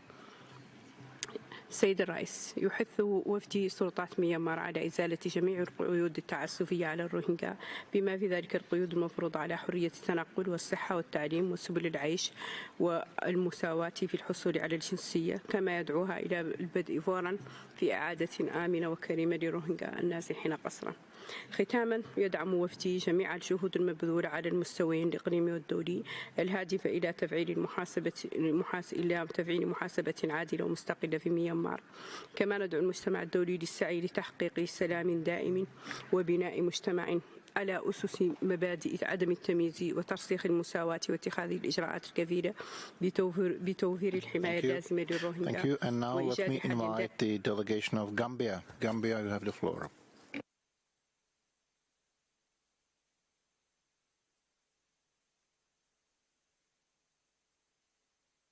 Gambia, please. Thank you, Mr. President. The Republic of the Gambia commends the IIMM for this enlightening report and wish to extend its deepest gratitude to the mechanism for the pivotal support it has offered the Gambia in the proceedings before the International Court of Justice against Myanmar. The materials shared by the mechanisms have been instrumental in shedding light on serious international crimes in Myanmar and have fortified our collective pursuit for justice and the rule of law. Mr. President, the comprehensive analytical report focused on the structures of the Myanmar military, the failure to address sexual and gender-based crimes, and the organized discrimination of hate speech and actions against the Rohingya have been invaluable to the Gambia's efforts at the ICJ. They provide not just a fundamental understanding of the systemic issues at hand, but also furnish concrete evidence that could be decisive in legal context.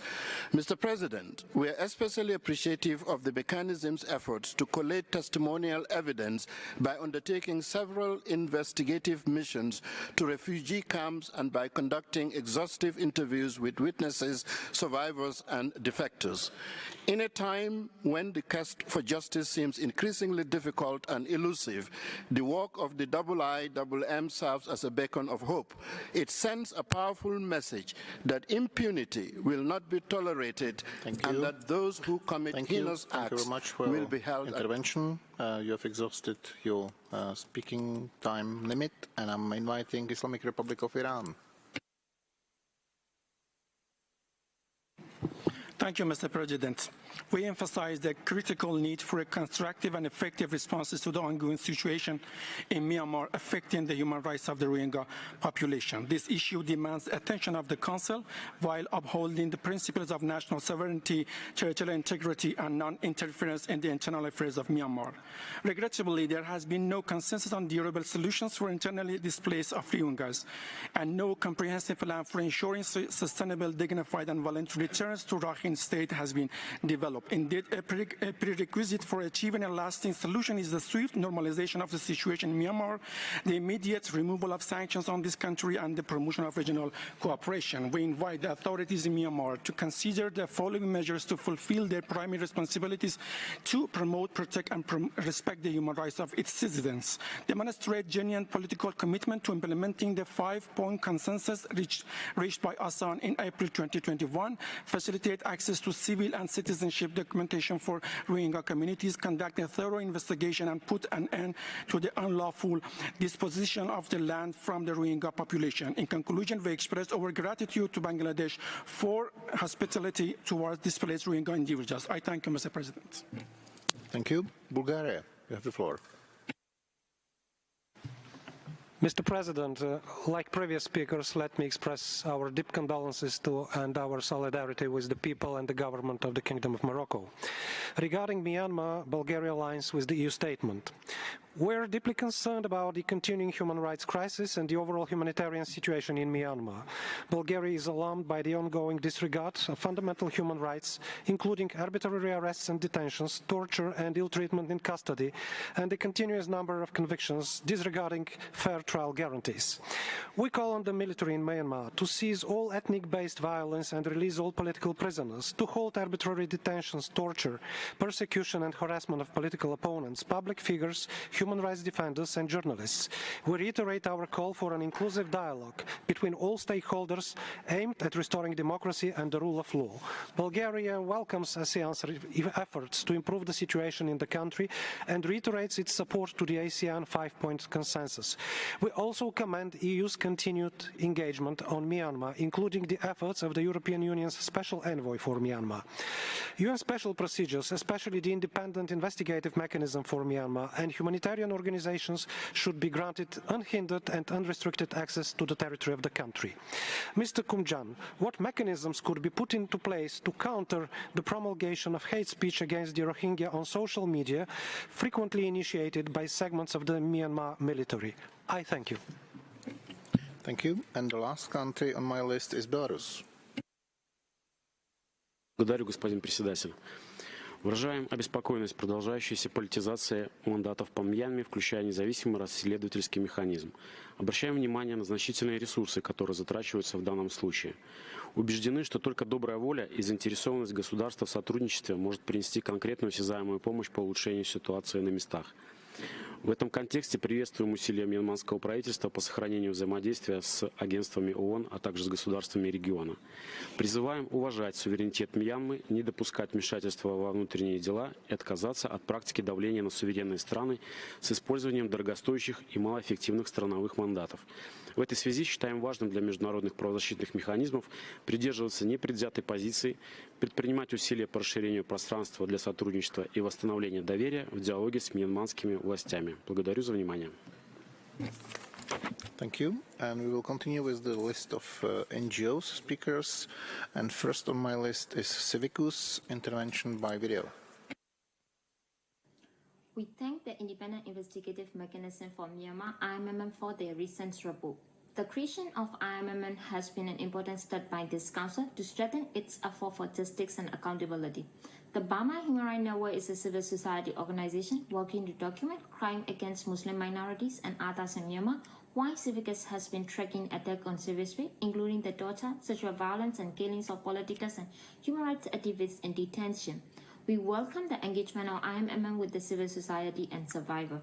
We recommend the IMM to ensure more regular and transparent communication and coordination with affected communities and civil society in Myanmar and Bangladesh through more dedicated IMM focal points who can speak Burmese and other ethnic languages. We also request the IMM to translate its updates into more ethnic languages. We encourage the IMM to continue to investigate crime against Muslims and other ethnic minorities throughout the country. We also urge the IMM to better support Myanmar human rights organizations on investigative standards, which will allow them to better support the mechanism mandate by submitting evidence collating according to the Indonesian standard. We encourage all UN member states to show their commitment to justice and accountability by increasing their support to civil society groups and activists documenting serious crime, continuing to fund the IMM and to support ongoing international justice mechanism. We thank you. Now the intervention from the floor, Centre CCPR. Mr. President, the Center for Civil and Political Rights welcomes the report of the mechanism and commends its work under highly challenging circumstances by utilizing advanced technologies and collaborating with various actors, including civil society organizations. We also welcome the progress made in enhancing the accountability on crimes committed against Rohingyas by sharing information with ICC, ICJ, and the Federal Prosecutor Office No. 9 in Argentina. We strongly believe that the work of the mechanism can contribute to achieve accountability for crimes committed since the illegal military coup in February 2021. The situation in Myanmar is deteriorating, violence intensifying, people suffering, while the Myanmar military continue to enjoy impunity and commit serious violation of international human rights and humanitarian law. Results of the analysis and investigation of the mechanism, if can be published in addition to the reporting on its activities, will strengthen the international response to the crisis, not only to ensure accountability, but also to more comprehensively address human rights violations on the ground, including provision of targeted assistance to vulnerable groups and effective remedies to victims. Mr. Kunjan, which bodies can and should play a role, based on the information the mechanism can provide, to enhance the accountability process, especially concerning the crimes committed since the illegal coup? What should the Council do to effectively build on the work of the mechanism to seek solutions to the crisis and protect the rights of people in Myanmar? I thank you, Mr. President. Thank you, and we will continue with another video statement now by Southeast Asia Sexual Orientation, Gender Identity and Your Expression Excellency, Caucus. the statement is issued jointly with LGBTQ organizations from Myanmar. We welcome the report of the IIMM as it sheds light on the sexual and gender-based violence faced by the transgender Rohingya community. However, there is lack of data on sexual abuse targeting the LGBTQ community in Myanmar, both who are still inside the country and those who fled for safer places. One reported case involved an exiled Myanmar LGBTQ activist who was arrested and severely raped by 5 police authorities in Thailand. Myanmar LGBTQ organizations reported 12 cases of deaths, 74 arrests, and thousands fled to nearby countries. The junta's deliberate actions to identify and arrest LGBTQ individuals were motivated by the perception of a connection between LGBTQ rights and the democratic agenda. LGBTQ activists in custody have faced sexual violence, including harassment, genital harm, and rape by military personnel. We urge the Council to improve the mechanism's engagement with Myanmar LGBTQ human rights defenders.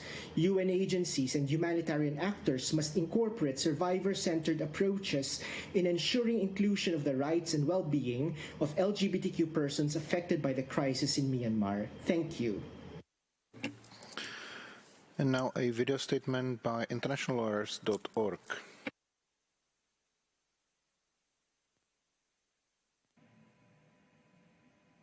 Internationallawyers.org welcomes the work of the Independent Investigative Mechanism for Myanmar. As an NGO that prioritizes respect for the rule of international law, we welcome the 3 analytical reports that will be shared with the International Court of Justice and the International Criminal Court. These reports undertake essential legal tasks related to the application of international law generally concerning state responsibility, as well as individual responsibility under international criminal law. We especially welcome the analysis of the structure and reporting lines within the military and the analysis of the failure of the authorities to investigate crimes. Such analyses are essential to ensuring the proper application of both state and individual responsibility under international law. We urge the Council to consider undertaking similar analytical studies in other situations of military coups that have been followed by widespread and systematic human rights violations, such as in Egypt, where authorities who came to power by a military coup in 2013 remain in power, undertaking widespread and systematic violations of Egyptians' human rights. Thank you. Christian Solidarity Worldwide, in person. You have the floor. Thank you, Mr. President. CSW welcomes the report of the Independent Investigative Mechanism for Myanmar and thanks the mechanism for its continued work. We share the grave concerns that the Myanmar military are increasingly committing horrific acts of extreme violence against civilians.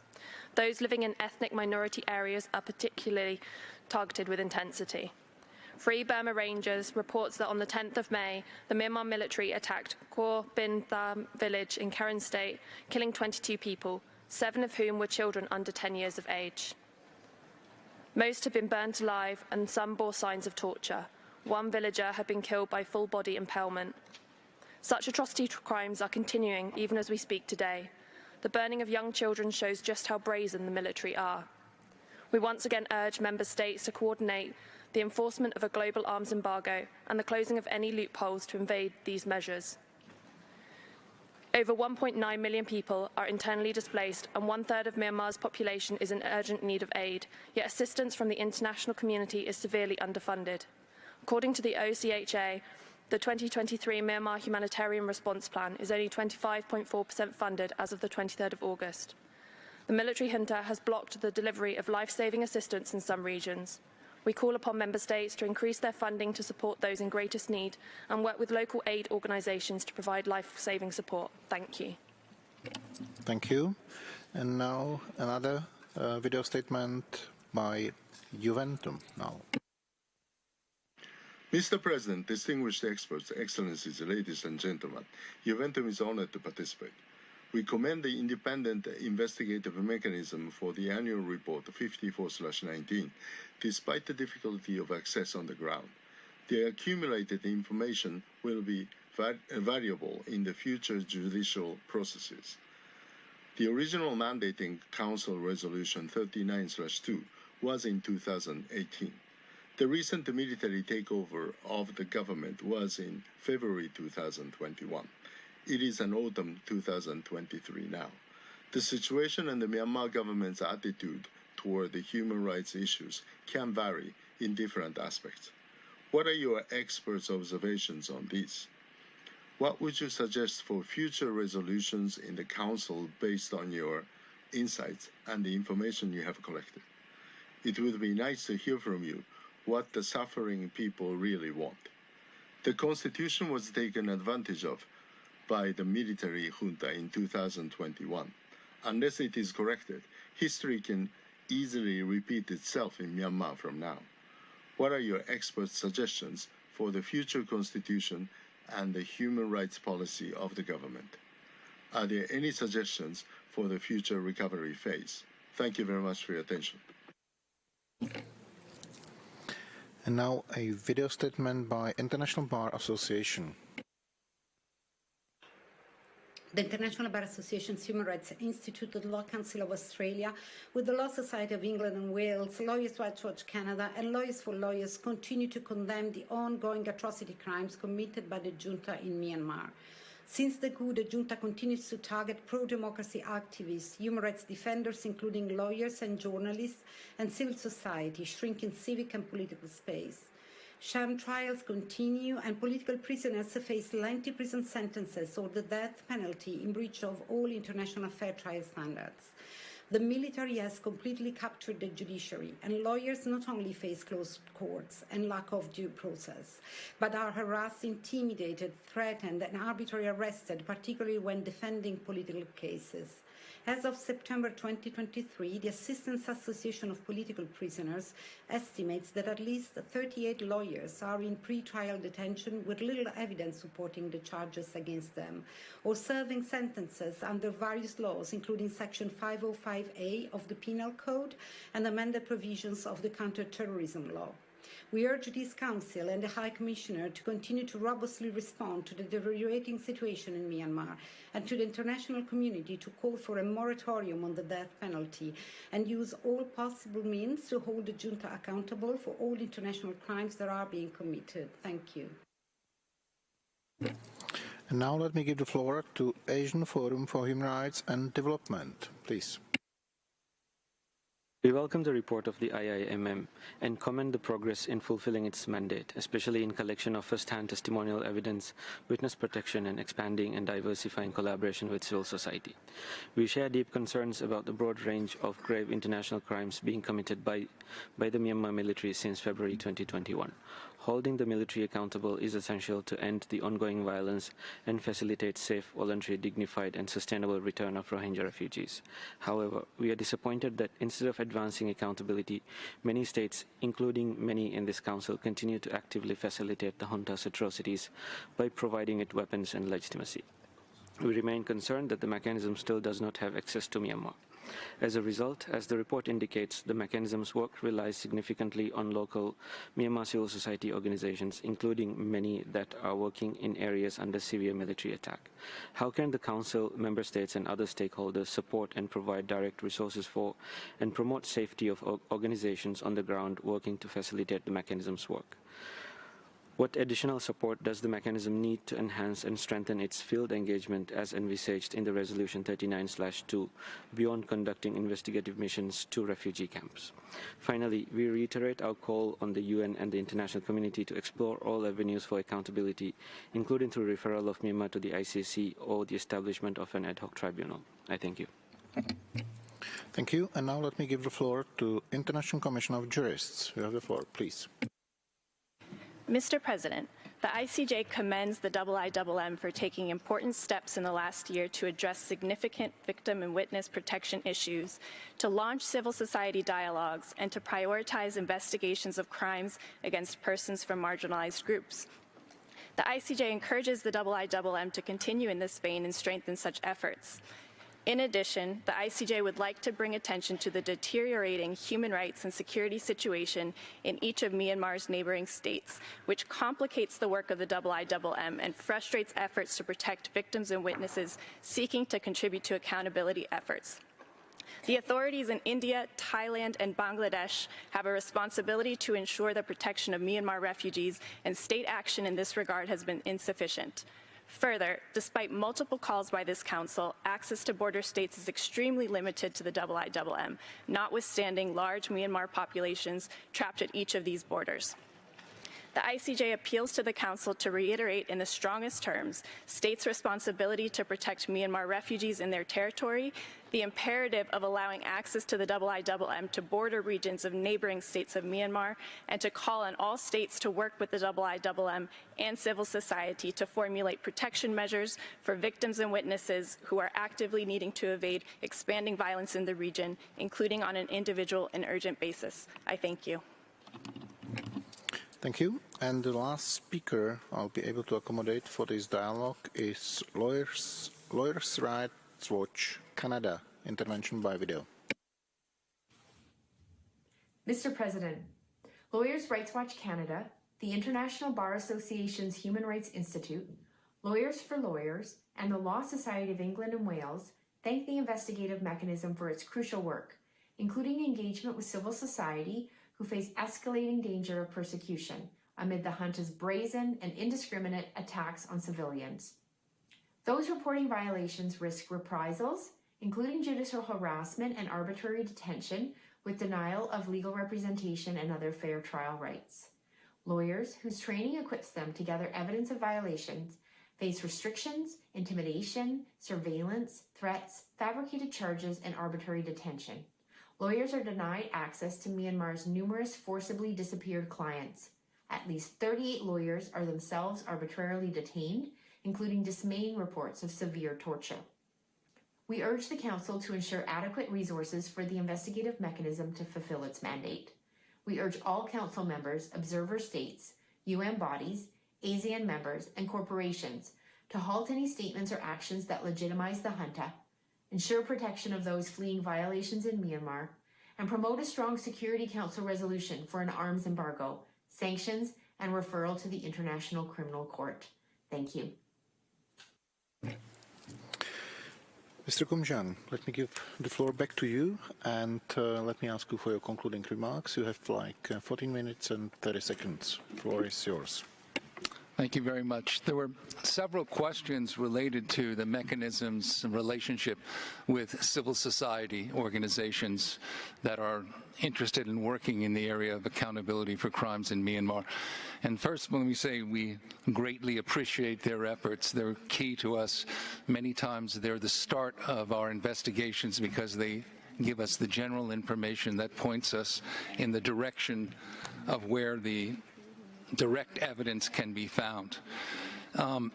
Then there was a question from the European Union about our dialogue with civil society, which we conducted this year, and the benefits of that. We feel like we learned a lot, and when we surveyed the participants in that dialogue, they told us that this communication helped them better understand our mechanism, how we work, what we can do, and also, very importantly, what we cannot do. So, for example, we know that many are frustrated with the fact that much of our information we don't share. It's not public. But that's because we're conducting a criminal investigation, and most of the information is received with the understanding that it is confidential. We don't share the information without the consent of those that gave it to us. So this kind of dialogue and exchange of views, I think, was very helpful. It gave us a better idea of how we need to perhaps increase and change some of our messaging so that people better understand what we do, what we can do, and what we cannot do. I thank all the members that expressed support for our mechanism's efforts, and there were several questions about what more can be done for us. Well, what states can do can begin with, we're collecting evidence. We're engaged in really law enforcement type activity. So we need the permission of the states in the territory that we're operating on to do that. Permission to talk to witnesses, to take statements, to collect evidence. So this is very important for us that states work with us to allow us to access to their territory for the purposes of conducting interviews, collecting information, and evidence. Witness protection, of course, is a key to our work, and we place that as a highest priority in how we operate. So that's very important, and we ourselves, of course, are not a police force. We don't have the ability to physically protect anyone, and we don't have the ability to give anyone permission to go to a place where they would be safer. For that, we need the cooperation of states. And so we have reached out to some of the states here, and we have received some cooperation, but that's very important that we receive cooperation from states in protecting witnesses. Some of the key witnesses are those that have inside information, always in war crimes cases and cases where you're dealing with mass crimes. The victims are less likely to have that, but those who are on the inside would have information that can be very valuable about what orders were given, what reports were received. Those persons are very important to protect, and we would need the assistance of states to be able to relocate these persons to a place where they would be safe and their evidence would be accessible to us and to the courts that would ultimately use the evidence. We also need sustainable resources. Given our lack of access to the territory, to the crime scenes, and to where many of the witnesses and victims are still located, Myanmar, we need to compensate. We're trying to compensate by being very innovative in how we approach different types of ways of collecting evidence and communicating to those who have the information. So we have, for example, created a very important open source unit that uses the latest technologies to find information on the internet in a safe way and preserve it so it could be used in court. We also need to have the technologies that are constantly evolving, but the very latest and most secure technologies to communicate with those that are not in safe places. So this is something we welcome the support of states that would be able to assist us in getting those kinds of technologies and resources. And another challenge that we're facing is a challenge created by our own success. We've collected millions of items of evidence in the Burmese language, and we simply need greater resources to be able to analyze that evidence. More individuals on our staff who speak the language and understand the context of the communications that are taking place and that are in the Burmese language. So these are some of the challenges that we are facing. And then there was a question, several persons mentioned ASEAN and the importance of the 5-point plan. And the colleague from Indonesia, His Excellency, asked what the mechanism can do to help with a political solution. While a political solution is not our mandate, we do believe that our role contributes to the ASEAN 5-point plan. The very first point is end the violence. Unfortunately, we all can see that hasn't happened yet. The violence is not ending, it's only increasing. But if you want to end the violence, definitely you need to send a message to perpetrators that we're collecting evidence, that those who are committing violence should know that they could face the consequences of their actions, and that the international community is united to see that the evidence is collected and one day there will be justice. So we think very much that our work can do that. It can assist in that process of ensuring the first point of the ASEAN 5-point plan, the end of violence there. There was a question about hate speech from Bulgaria. Our colleague has actually asked about what the mechanism can do or recommend about how to counter hate speech. Well, one of the projects that we've undertaken and that has been mentioned in our report was that we have prepared an analysis of hate speech against the Rohingya that our report finds was an organized effort by the Myanmar military. And I think any time you're able to document such efforts, it helps to encourage people not to engage in such behavior. It deters such behavior. So we believe that by supporting our efforts to collect evidence of this hate speech, and states can also do that in their national laws to ensure that such, when hate speech does appear, the evidence is preserved and then shared with agencies like ourselves, law enforcement agencies that are interested in collecting evidence of these crimes. And so also there was a question about how the mechanism verifies information that we receive. Well, we verify information by collecting all information, whether it's incriminating or exonerating, and we try as much as possible to engage directly with those that have the information. So many of the CSOs that can help us by providing information, that's a first step where we then can hopefully, with their assistance, engage directly with those that have the information. We try to collect witness statements that are signed under oath by the witnesses themselves, and where we take very detailed statements about what they actually saw and heard. And we believe this all contributes to the ultimate goal of having evidence that's reliable and verified that can be shared with mechanisms interested in the accountability for these crimes. So I thank you all very much for your questions and for the support we've received from this Council. Thank you.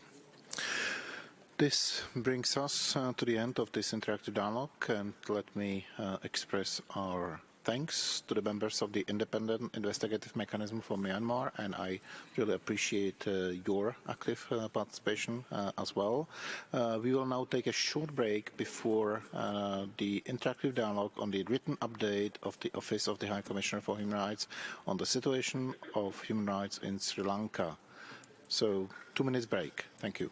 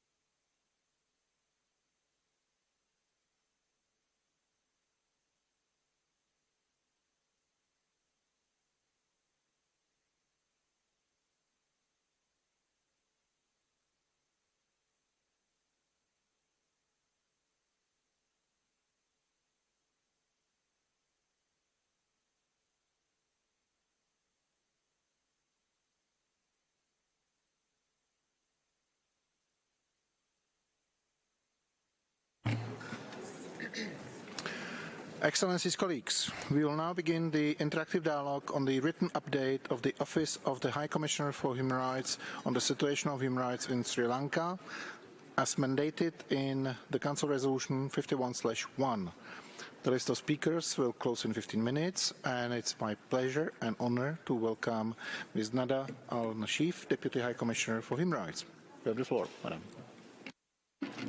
Thank you very much, Mr. President, Your Excellencies, colleagues and friends. Pursuant to its Resolution 51/1 of October 2022, the Council has been presented with the written update of the High Commissioner on the situation of human rights in Sri Lanka. 1 year after the remarkable protest movement demanding deep political and democratic reforms, the transformation that was hoped for to address long-standing challenges has still not materialized.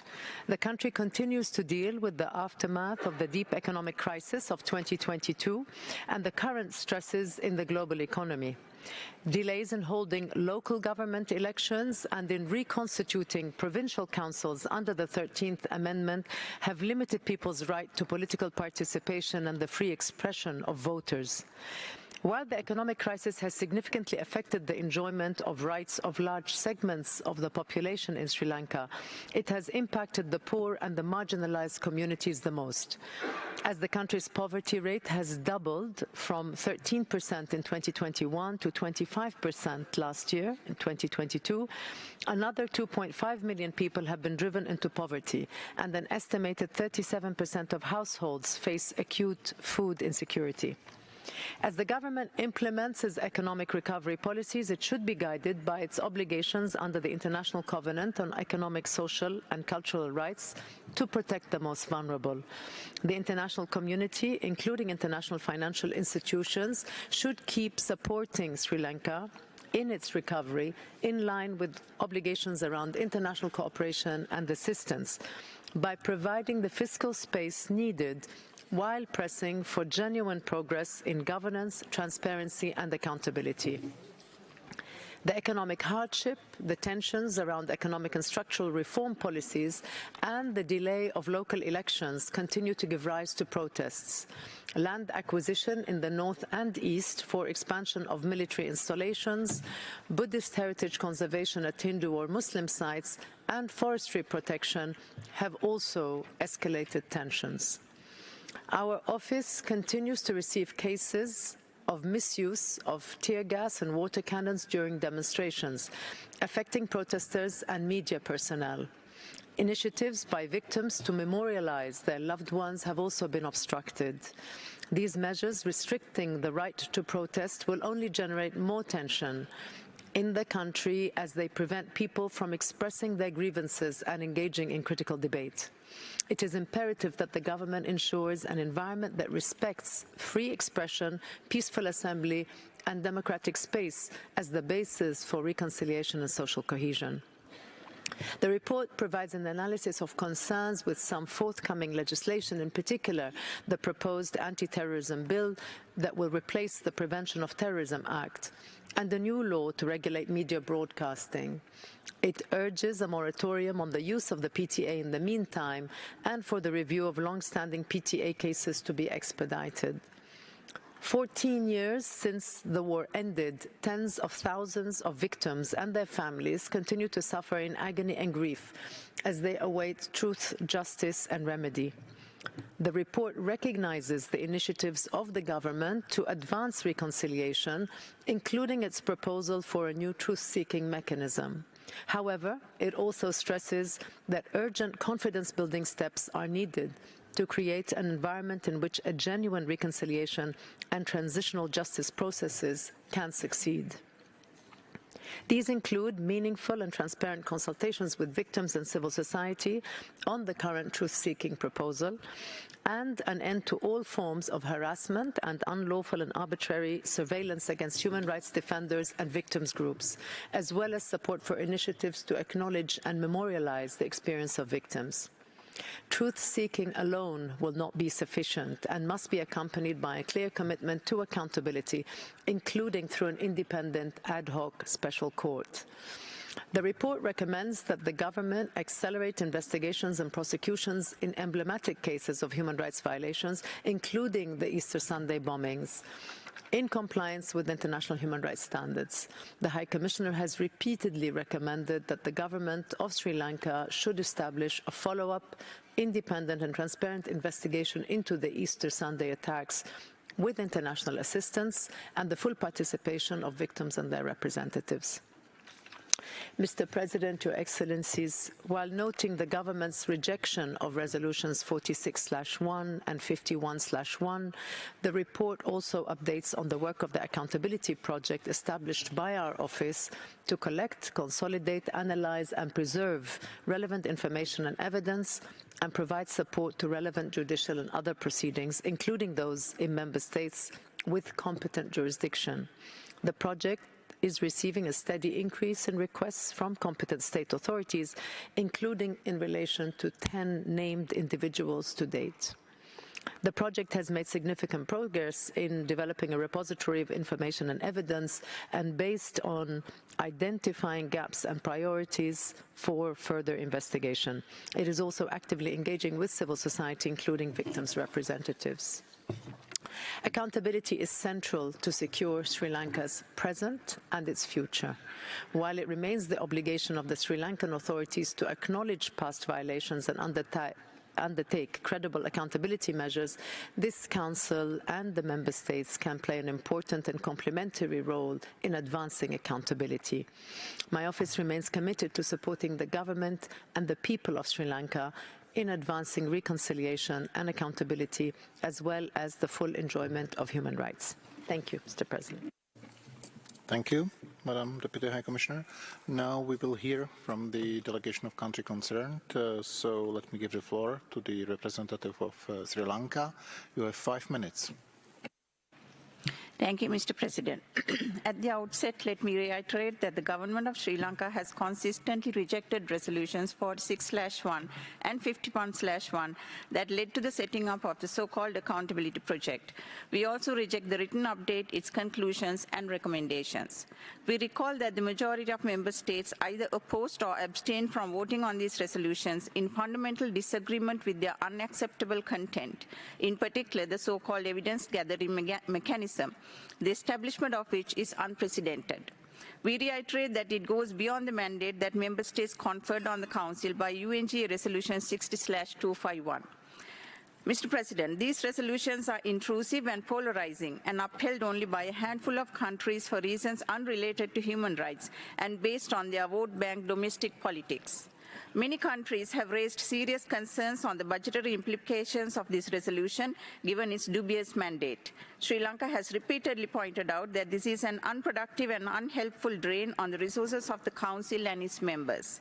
Therefore, Sri Lanka will not cooperate with it. However, as an active participant of the multilateral framework and in keeping with our close engagement with the international community and the Council in other areas of its work, Sri Lanka will continue to engage constructively with other mechanisms of the Council that have been productive and beneficial to our people, such as the UPR process.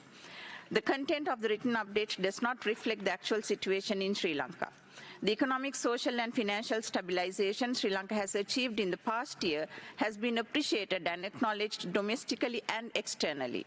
Those who are mandated and have the expertise to deal with economic and financial reforms remain confident in the country's prospects. It is also regrettable that the OHCHR has chosen to ignore the democratic resilience of the country and its institutions demonstrated in the past year. Sri Lanka is deeply concerned at the ever-increasing mandate of the OHCHR in making sweeping and intrusive comments on all aspects of economic, financial, electoral, political, domestic, budgetary and development policies. We strongly object to pronouncements on policy matters that are essentially domestic for any sovereign country and outside the framework of this Council.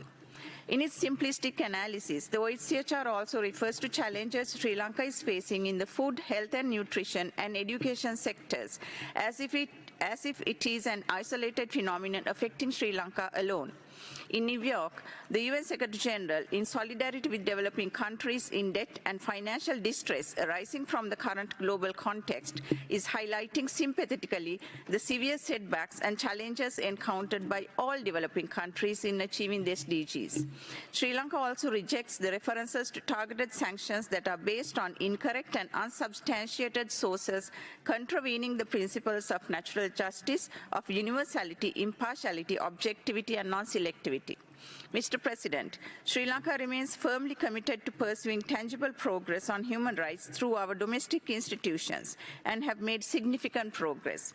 In a statement to Parliament on 9th August this year, President Wickremesinghe outlined the government's vision and progress made in reconciliation efforts undertaken, inter alia in legislative reforms, institutional activities, land issues, resettlement, North and East development, and 13th Amendment. All-party conferences have been convened to consolidate political support for these efforts. The Anti-Corruption Act No. 9 of 2023 has strengthened the financial and functional independence of the Commission to investigate allegations of bribery and corruption. Deliberations continue on the draft anti-terrorism bill with the aim of bringing it in line with international standards. Tangible progress has been made by independent domestic mechanisms, inter alia the Office on Missing Persons, Office for Reparations, and Office for National Unity and Reconciliation, and details are provided in our written observations to the report. The Interim Secretariat for the Truth and Reconciliation Mechanism is established. The proposed mechanism has been identified as a meaningful way to secure the peace achieved after 3 decades of brutal conflict. Consultations are ongoing, including with civil society, on the proposed mechanism. The Office for Overseas Sri Lankan Affairs functions as a central point to engage with overseas Sri Lankans, promoting reconciliation through dialogue and understanding. Mr. President, we have provided our observations in detail to this written update to counter grave distortions in the document and its misrepresentation of the ground situation in Sri Lanka. We request that our response be given equal visibility as OHCHR report. Notwithstanding our position on the HRC resolution, as a responsible member of the international community, Sri Lanka will continue to engage constructively with the UN in keeping with domestic priorities and policies, as well as the international obligations voluntarily undertaken. I would like to end by conveying Sri Lanka's sympathies to the people of Morocco at this difficult time. Thank you. Thank you. And now let me open the floor for delegations. And the first one on my list is New Zealand. Mr. President and Deputy High Commissioner, before I begin, let me convey the New Zealand Government's sincere condolences to the government and people of Morocco for the tragedy and devastation of their earthquake. Aotearoa New Zealand thanks the Office of the High Commissioner for the report and welcomes the continued attention on and support offered to Sri Lanka. We welcome Sri Lanka's progress in stabilising its economy following the country's acute economic crisis. We will continue to offer assistance as appropriate. As the recovery continues, we agree that economic reform measures should uphold the basic economic, social and cultural rights of Sri Lankans. Civil and political rights are also important of themselves and in supporting long-term economic prosperity. They provide people with avenues for offering ideas and expressing disagreement legitimately. We therefore urge Sri Lanka to promptly hold legally prescribed elections which are now overdue, while ensuring all future elections are scheduled in a timely manner according to the law, and to safeguard the fundamental freedoms of expression, peaceful assembly and association. New Zealand strongly supports reconciliation and accountability for human rights violations, with a victim-centric approach at the forefront of that work. We acknowledge Sri Lanka's recent focus on reconciliation, including the proposed establishment of a National Unity and Reconciliation Commission. While encouraging these efforts, we strongly urge greater participation of and increased consultation with affected communities in order to promote enduring peace and stability. Thank you. Thank you. The European Union, you have the floor. Thank you, Mr. President. The EU welcomes the OHCHR report. We reaffirm our commitment to human rights, reconciliation and accountability in Sri Lanka.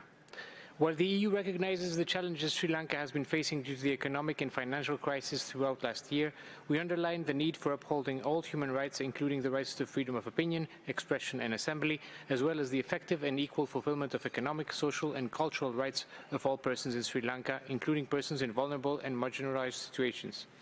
Recognizing the positive course of action over the past months, leading the country towards economic stabilization, the EU continues to call for reconciliation, accountability, and resolving the many cases of enforced disappearances.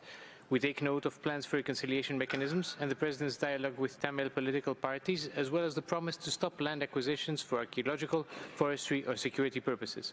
However, these still need to be turned into concrete actions. The EU calls on Sri Lanka to enable the right of peaceful assembly and refrain from any use of force against peaceful demonstrators. We call upon Sri Lanka to suspend the Prevention of Terrorism Act until it is in full compliance with international human rights law and standards, and also call for accountability and immediate action to end impunity. The EU encourages the government of Sri Lanka to remain engaged with the UN and international partners and to fully cooperate with the High Commissioner. The EU will continue to support Sri Lanka's efforts towards a fully inclusive dialogue on governance, rule of law, democratic renewal, as well as human rights. Thank you, Mr. President. Thank you. Colleagues, the list of speakers is now closed, and I'm inviting the United Kingdom of Great Britain and Northern Ireland. This statement is by the Sri Lanka Core Group comprising Canada, North Macedonia, Malawi, Montenegro, the United Kingdom and the United States. Deputy High Commissioner, we welcome your report on Sri Lanka. Sri Lanka has made important recent commitments on land issues and devolution of political authority. We encourage Sri Lanka to turn these commitments into meaningful action and deliver long-awaited results. Sri Lanka still has a long way to go to fulfill commitments to justice, accountability and reconciliation. We note preparations for a Truth and Reconciliation Commission and emphasise the importance of an inclusive participatory process in the establishment of any mechanisms to advance transitional justice, to gain the confidence of all affected communities in line with international best practices. We are concerned by continued incidents of intimidation and harassment of civil society and journalists and by the arbitrary use of laws to suppress dissent. As Sri Lanka takes forward its economic recovery, we stress the importance of effective governance reforms and note the recent anti-corruption legislation. This must be accompanied by safeguarding established independent institutions and democratic processes. We call on Sri Lanka to work with the High Commissioner and his office and remain ready to support Sri Lanka in addressing HRC Resolution 51/1. Thank you. Thank you. And now let me invite Oman.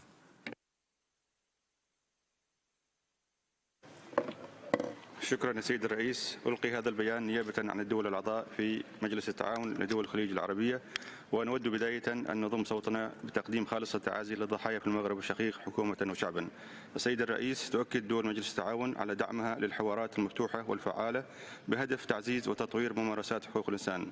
وقد أخذت دول مجلس التعاون علما بتقرير المفوض السامي لحقوق الإنسان حول سريلانكا، واطلعت باهتمام على جهود الحكومة السريلانكية لتعزيز المصالحة والمساءلة عن انتهاكات حقوق الإنسان، لا سيما المؤتمر العام الذي عقدته في ديسمبر 2022 ويناير 2023، وما نتج عنه من مخرجات إيجابية تصب في هدف تعزيز المصالحة والمساءلة. وفي هذا السياق تحث دول المجلس على ضرورة استمرار حكومة سريلانكا باتخاذ الخطوات اللازمة لضمان فعالية الحوار للوصول إلى المصالحة الوطنية التي تهدف إلى تحقيق الاستقرار وضمان اعتماد رؤية مشتركة لتعزيز حقوق الإنسان على أراضيها، وعلى أهمية دعم الجهود التي تقوم بها الحكومة عبر التعاون الفني وبناء القدرات في هذا المجال. السيد الرئيس، تؤكد دول المجلس على أن تعزيز حقوق الإنسان وحمايتها مسؤولية جماعية تتطلب عملا مكثفا وحوارا مشتركا في إطار الثقة والاحترام المتبادل والالتزام بمبادئ الحياد والموضوعية والتعاون الدائم لجهود الدول للوفاء بالتزاماتها في مجال حقوق الإنسان. وشكرا سيد الرئيس.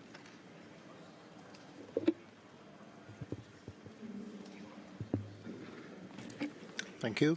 Liechtenstein is the next. First, I would like to also express my sincere condolences to the people of Morocco on the terrible losses caused by the recent earthquake. We thank the High Commissioner for the presentation of the report on human rights situation in Sri Lanka. We note the efforts made by the government towards justice, accountability and reconciliation, including the latest proposed National Unity and Reconciliation Commission. Nevertheless, past ad hoc bodies, such as the Office of Missing Persons, have failed to gather the support of victims and ensure accountability. Accountability is a crucial step towards sustainable peace, and in this regard, we are pleased to hear about progress made with the OHCHR's accountability project. At the same time, we urge the government of Sri Lanka to step up up its responsibility to undertake credible investigations and prosecutions of human rights violations. Moreover, we are concerned about the shrinking civic space, in particular the attacks on freedom of assembly, namely through arbitrary arrests of protesters and forceful crowd control measures, or harassment and intimidation, preventing people from protesting. We call on the government of Sri Lanka to ensure the rights of freedom of peaceful assembly as well as expression, and not to stop targeting journalists, and to stop targeting journalists and human rights defenders. I thank you, Mr. President. Thank you. Now let me invite Egypt. السيد الرئيس، يأخذ وفد مصر علما بتقرير المفوض السامي لحقوق الإنسان حول سريلانكا، ويؤكد وفد مصر أهمية الالتزام بمبادئ العالمية والموضوعية وعدم الانتقائية عند النظر في قضايا حقوق الإنسان في سريلانكا، والابتعاد عن تسييس حقوق الإنسان واستغلالها للتدخل في الشؤون الداخلية، مع أهمية إيلاء عناية ببناء قدرات المؤسسات الوطنية والتعاون الفني. كما يعيد وفد مصر التأكيد على أهمية مواصلة المجلس ومكتب المفوض السامي تعزيز الحوار والتنسيق مع سريلانكا، وذلك لضمان تحقيق مردود إيجابي وتقديم الدعم اللازم وفقا للأولويات الوطنية وفي ظل الاحترام الكامل لسيادتها. شكرا سيدي الرئيس. Thank you. Luxembourg is the next. Merci, Monsieur le Président. Le Luxembourg s'associe à la déclaration de l'Union européenne. Nous remercions la haut-commissaire adjointe pour son rapport, dont nous saluons les conclusions. Pour être juste et durable, la reprise après la grave crise économique au Sri Lanka doit s'accompagner de réformes institutionnelles et politiques profondes, ainsi que d'une rupture avec la culture d'impunité pour les violations et les abus des droits humains. Le rapport du Haut-Commissariat contient un vaste éventail de recommandations en matière de réforme de la justice, de protection contre la discrimination de minorités ethniques et religieuses ou encore de lutte contre la corruption. Le Luxembourg encourage vivement le Sri Lanka à mettre en œuvre ces recommandations. Nous sommes préoccupés par les atteintes aux droits civils et politiques, par l'absence de résultats tangibles dans la lutte contre l'impunité et par la militarisation de fonctions gouvernementales civiles. Les autorités devraient en outre s'abstenir de tout recours à la force contre les manifestants pacifiques et faire cesser toute intimidation contre les voix dissidentes. La loi sur la prévention du terrorisme devrait être amendée afin qu'elle soit pleinement conforme au droit international des droits humains. Pour conclure, Madame la haut-commissaire adjointe, quels sont les points de départ concrets les plus prometteurs pour le Sri Lanka et ses partenariats internationaux pour instaurer un dialogue national inclusif sur la gouvernance, l'état de droit, les valeurs démocratiques et les droits humains? Je vous remercie. Merci à vous. Germany, you have the floor. Thank you, Mr. President. First, I would like to express Germany's sincere condolences to the people of Morocco for the terrible losses caused by the earthquake. Germany aligns itself with the statement by the EU. We thank the Office of the High Commissioner for the report and welcome their work. As a co-author of last year's resolution, Germany reaffirms its commitment to fostering peace, reconciliation and respect for human rights in Sri Lanka. We stand with all people of the country in their quest for a better future. We recognize the burden the people of Sri Lanka are facing following the economic crisis, and we reaffirm our commitment to human rights, reconciliation and accountability in Sri Lanka, and commend recent initiatives for dialogue, as well as the suspension of land acquisition, in particular in the north of the country. However, lasting peace and stability can only be built on true accountability for the past and strong protection of human rights in the future. We therefore call on the government of Sri Lanka to implement meaningful steps for accountability and reconciliation. We take note in this regard of the President's initiative to form a truth finding mechanism to account for Sri Lanka's civil war. We continue to call on the government of Sri Lanka to repeal the Prevention of Terrorism Act to allow for reforms bringing the legal framework in compliance with international human rights obligations. Madam Deputy High Commissioner, how can the government of Sri Lanka improve cooperation with the UN human rights system to foster such a meaningful reconciliation? Thank you, Mr. President. Thank you. Maintenant, je passe la parole à la France. Merci, Monsieur le Président. Monsieur le Président, la France s'associe à la déclaration de l'Union européenne et remercie le Haut-Commissariat pour son rapport. Depuis 2015, ce Conseil adopte une approche coopérative afin d'aider les autorités sri-lankaises à mettre un terme aux violations et abus des droits de l'homme documentés par les rapports successifs du Haut-Commissariat et assurer reconnaissance et réparation aux victimes. Comme vous le soulignez, la situation des droits de l'homme à Sri Lanka souffre en plus depuis plusieurs mois de la crise économique à laquelle est confronté le pays, avec des difficultés accrues d'accès à l'alimentation, aux soins de santé ou encore à l'éducation. La France salue les efforts déployés par les autorités du Sri Lanka pour ce qui est du redressement de l'économie. Elle encourage les autorités à poursuivre les efforts pour aboutir à un état de droit respectueux de la diversité de la population.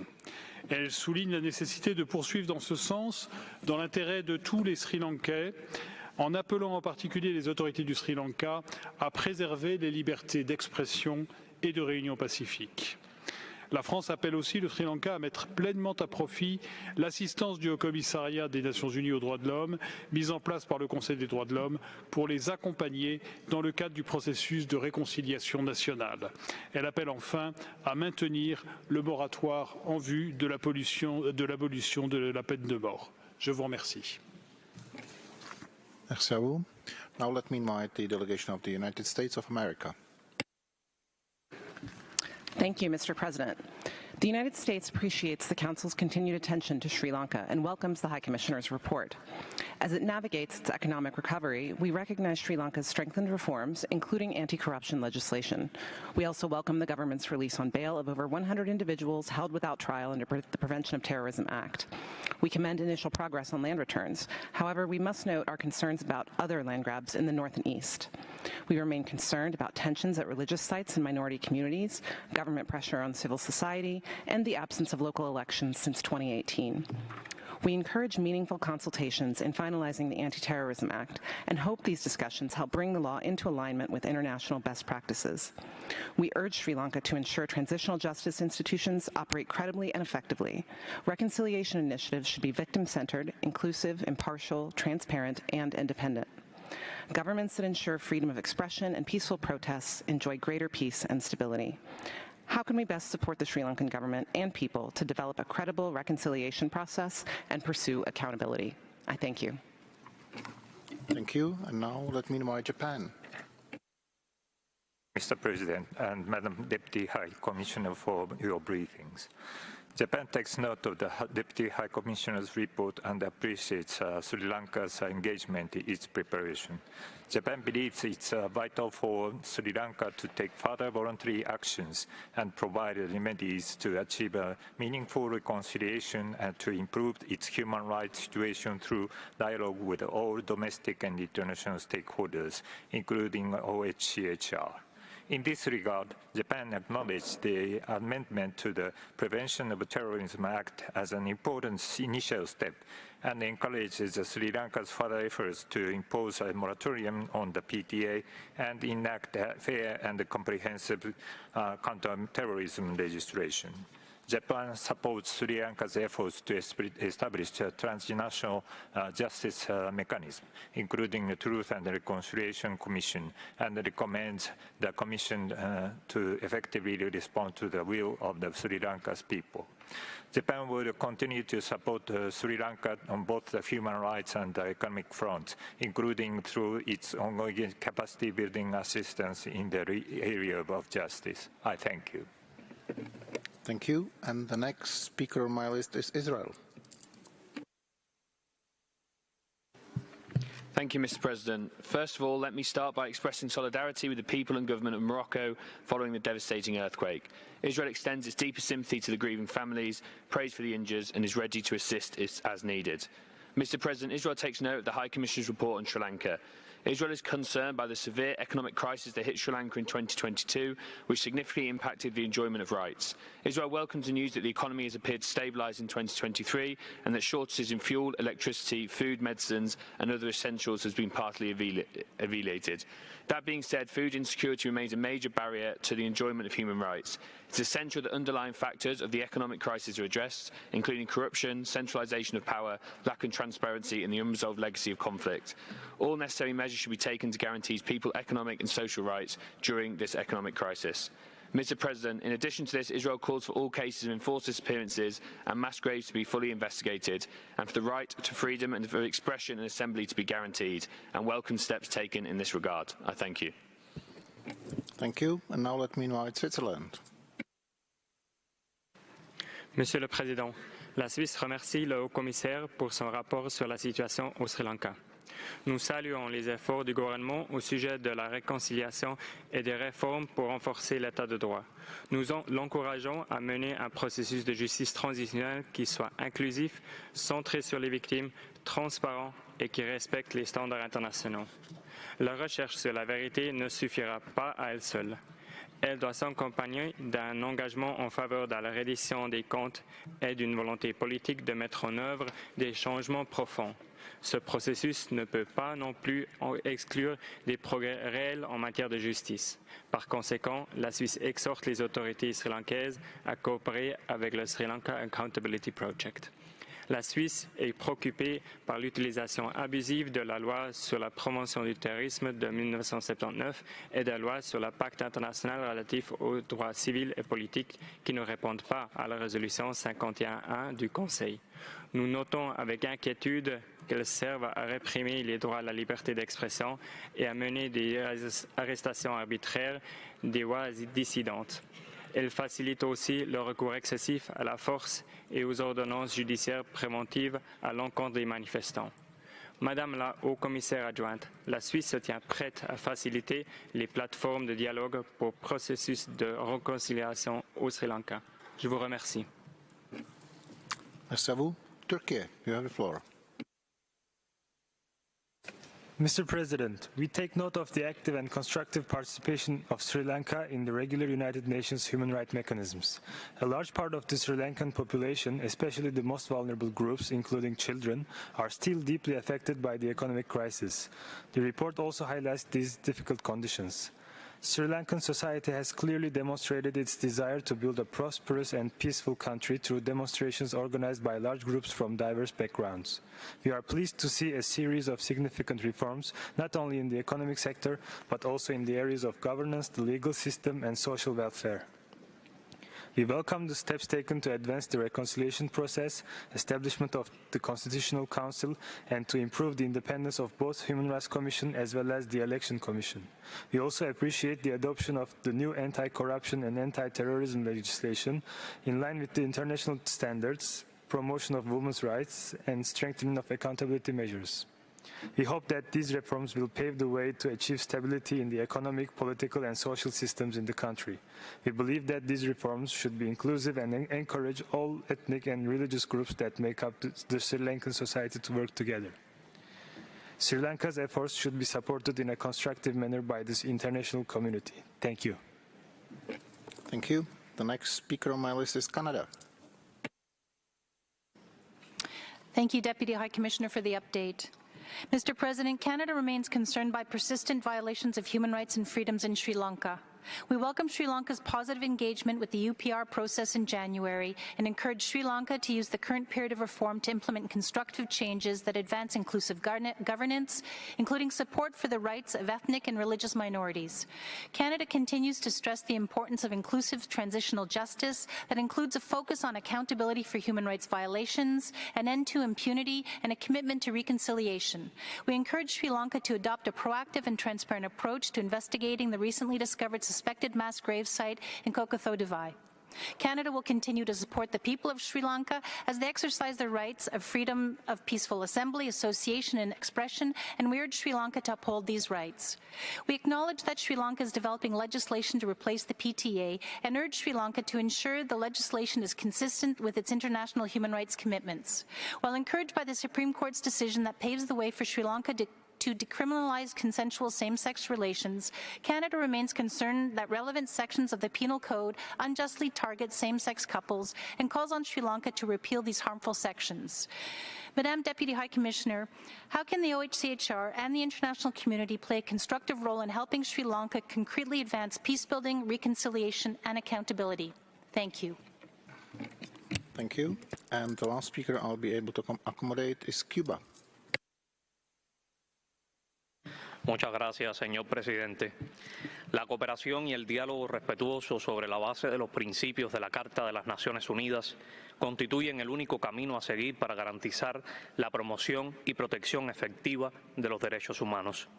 La resolución que da origen a este diálogo no cuenta con el apoyo del país concernido. Cualquier acción o mandato que de ella se derive será contraproducente, como lo han sido la mayoría de los mecanismos punitivos aprobados por este Consejo. Mecanismos de este tipo solo atizan la politización y la proliferación de los dobles raseros que se han impuesto en el Consejo y no contribuyen en modo alguno a la promoción y protección de los derechos humanos en el país. Señor presidente, en lugar de mecanismos de esta naturaleza, el Consejo debe privilegiar la genuina cooperación con la Oficina del Alto Comisionado sobre la base del respeto mutuo, así como el empleo de mecanismos universales como el examen periódico universal como única garantía para abordar de manera justa y no selectiva las cuestiones de derechos humanos en todos los países.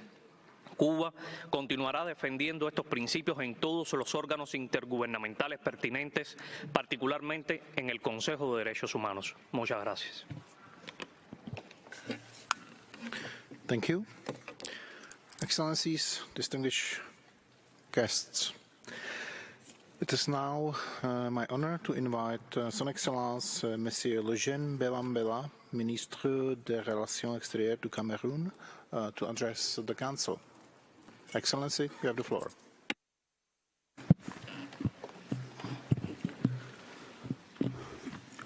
Monsieur le Président, ma délégation exprime ses sincères condoléances et sa solidarité au peuple frère du Maroc en ce moment difficile et pénible que connaît ce pays suite au séisme qu'il vient de vivre.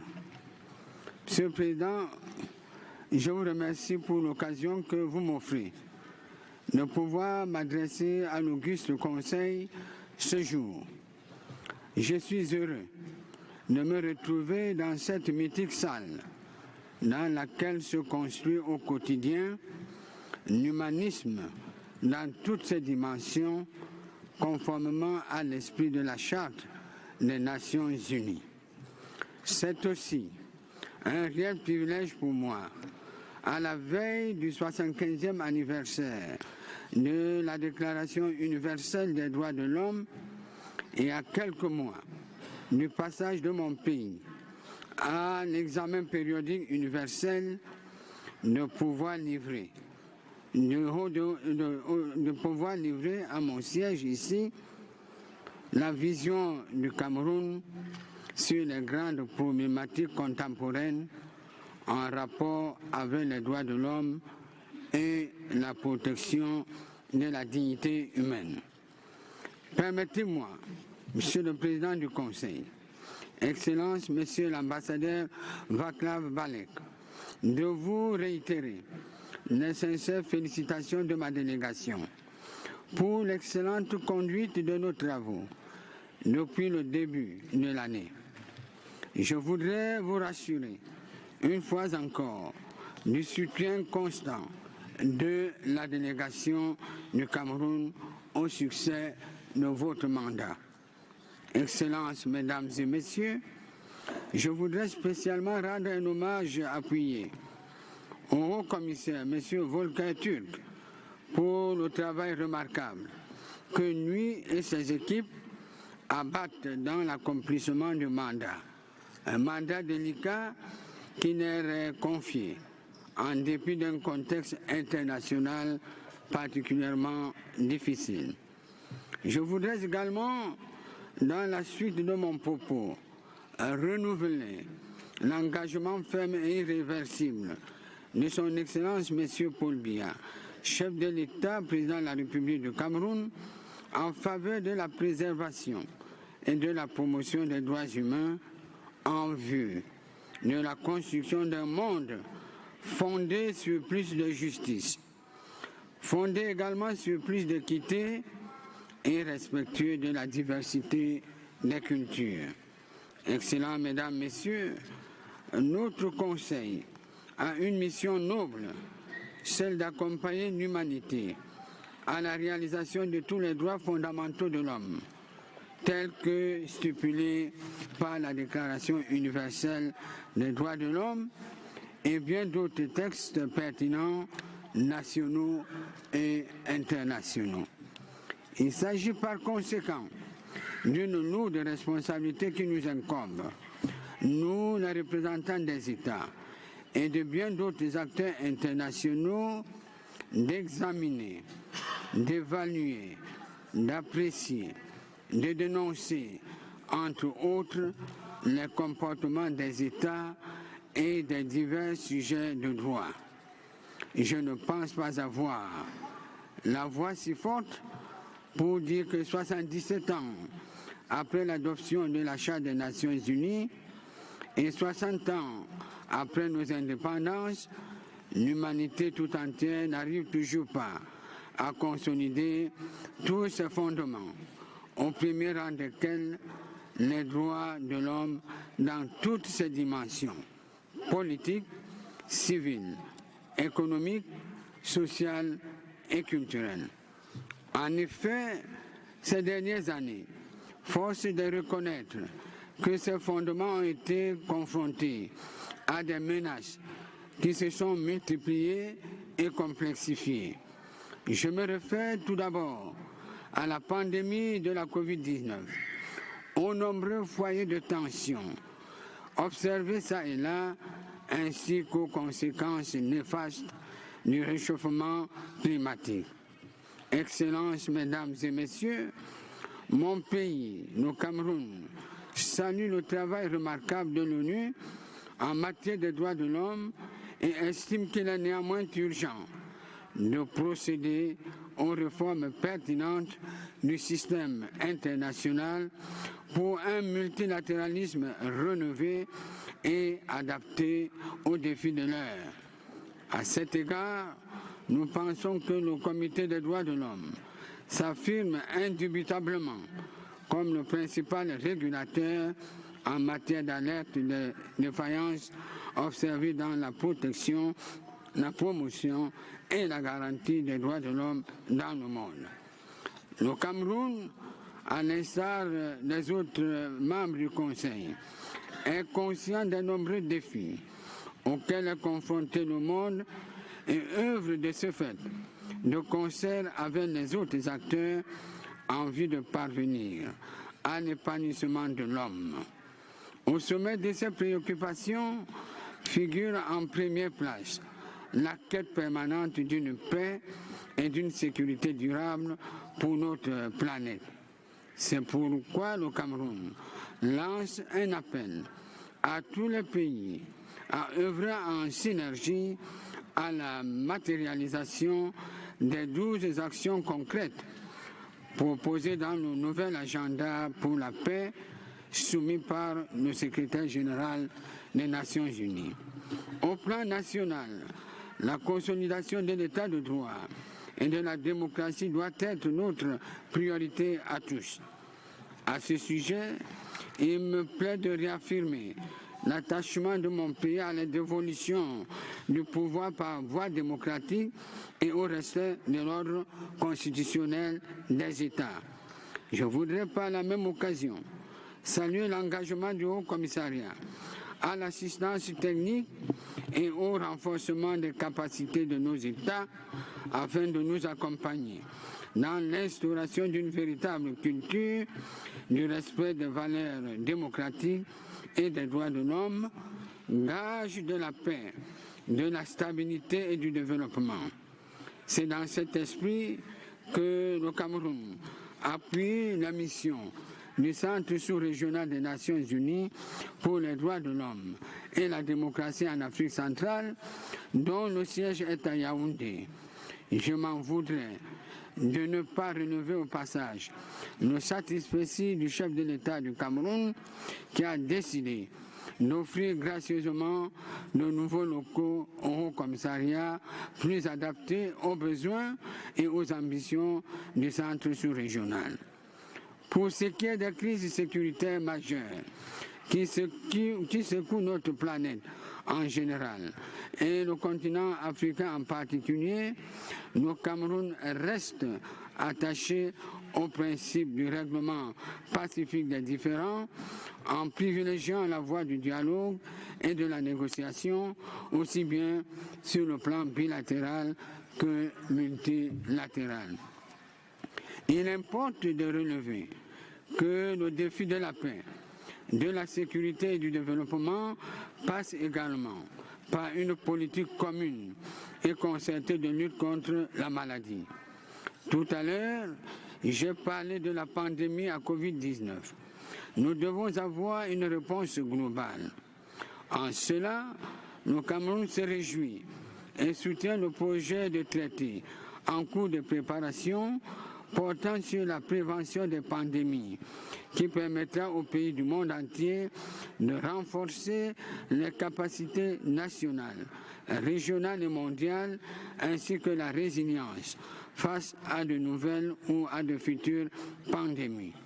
Je voudrais aussi saluer l'œuvre de l'OMC et de l'OMS qui travaillent dans la même direction et bien évidemment de tout système multilatéral dont l'ONU est à l'avant-garde. La condamnation sans équivoque du terrorisme sous toutes ses formes et la lutte contre ce fléau participent aussi de ce défi, pressant d'une quête pour la consolidation de la paix, de la sécurité et de la stabilité internationale. C'est dire que l'urgence d'un combat concerté et mondial contre ce phénomène est plus que jamais impérative. C'est d'autant plus que ce phénomène annihile lourdement les efforts de développement de plusieurs pays en général et de la sous-région, Afrique centrale en particulier, dans laquelle mon pays consent d'énormes ressources. Enfin, notre monde est exposé à une autre menace non négligeable et qui prend une dimension de plus en plus inquiétante. C'est la prolifération et la circulation de tout type d'armes et de munitions. Dans ce contexte, je voudrais saluer l'initiative de l'Union africaine visant à faire taire les armes et plaider au niveau global pour la redynamisation des activités de la conférence du désarmement.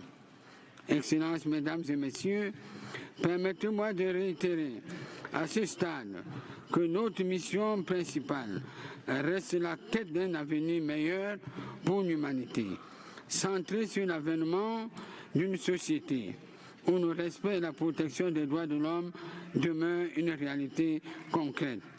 C'est ce monde du futur, construit sur de nouveaux paradigmes, que nous voulons voir projeté à travers la célébration des 75 ans de la Déclaration universelle des droits de l'homme. Pour le Cameroun, cela passe par deux canaux essentiels et interdépendants, à savoir la réalisation des droits fondamentaux dits de première et de deuxième génération et l'implémentation des droits nouveaux à la suite des droits dits de troisième génération eu égard aux transformations de notre société à l'aune notamment de la révolution numérique. L'autre défi, et non des moindres, auquel le gouvernement du Cameroun s'active à la réalisation, porte sur son développement économique et social. Car il y a une corrélation indissociable entre le relèvement du niveau de vie des populations, la lutte contre la pauvreté et la misère sous toutes ses formes et la réalisation des droits de l'homme. C'est bien tout cela, le sens de la prise en compte par mon pays du pertinent agenda 2030 de l'ONU au travers de l'atteinte des ODD d'une part et de l'agenda 2063 de l'Union africaine d'autre part dans sa stratégie nationale de développement à l'horizon 2030 visant à faire du Cameroun un pays émergent à l'horizon 2035. Excellences, Mesdames et Messieurs, je salue l'inscription à l'ordre du jour des travaux de la 54e session du Conseil de la question du droit au développement. Pour mon pays, il s'agit là d'un droit majeur, au même titre que tous les autres droits de l'homme, qui sont universels, inaliénables, indivisibles, interdépendants et intimement liés.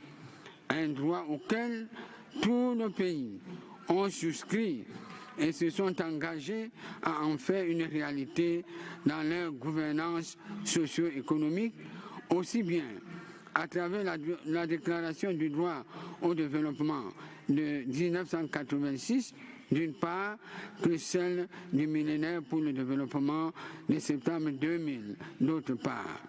Dans le même ordre d'idées, permettez-moi d'évoquer succinctement les nombreux défis écologiques liés au dérèglement climatique et à la perturbation de la biodiversité qu'on observe ça et là. Cette situation affecte directement les droits de l'homme et est source de plusieurs conflits intercommunautaires, notamment dans nos bassins du lac Tchad. Excellences, Mesdames et Messieurs, je ne saurais terminer sans évoquer brièvement les évolutions positives observées dans la résolution des crises sécuritaires qui secouent mon pays depuis bientôt une dizaine d'années. Comme vous le savez bien, le Cameroun, qui est demeuré longtemps un îlot de paix, traverse une période de turbulence faite de crises affectant les droits de l'homme. Premièrement, c'est les exactions de la secte Boko Haram que nous avons à lutter.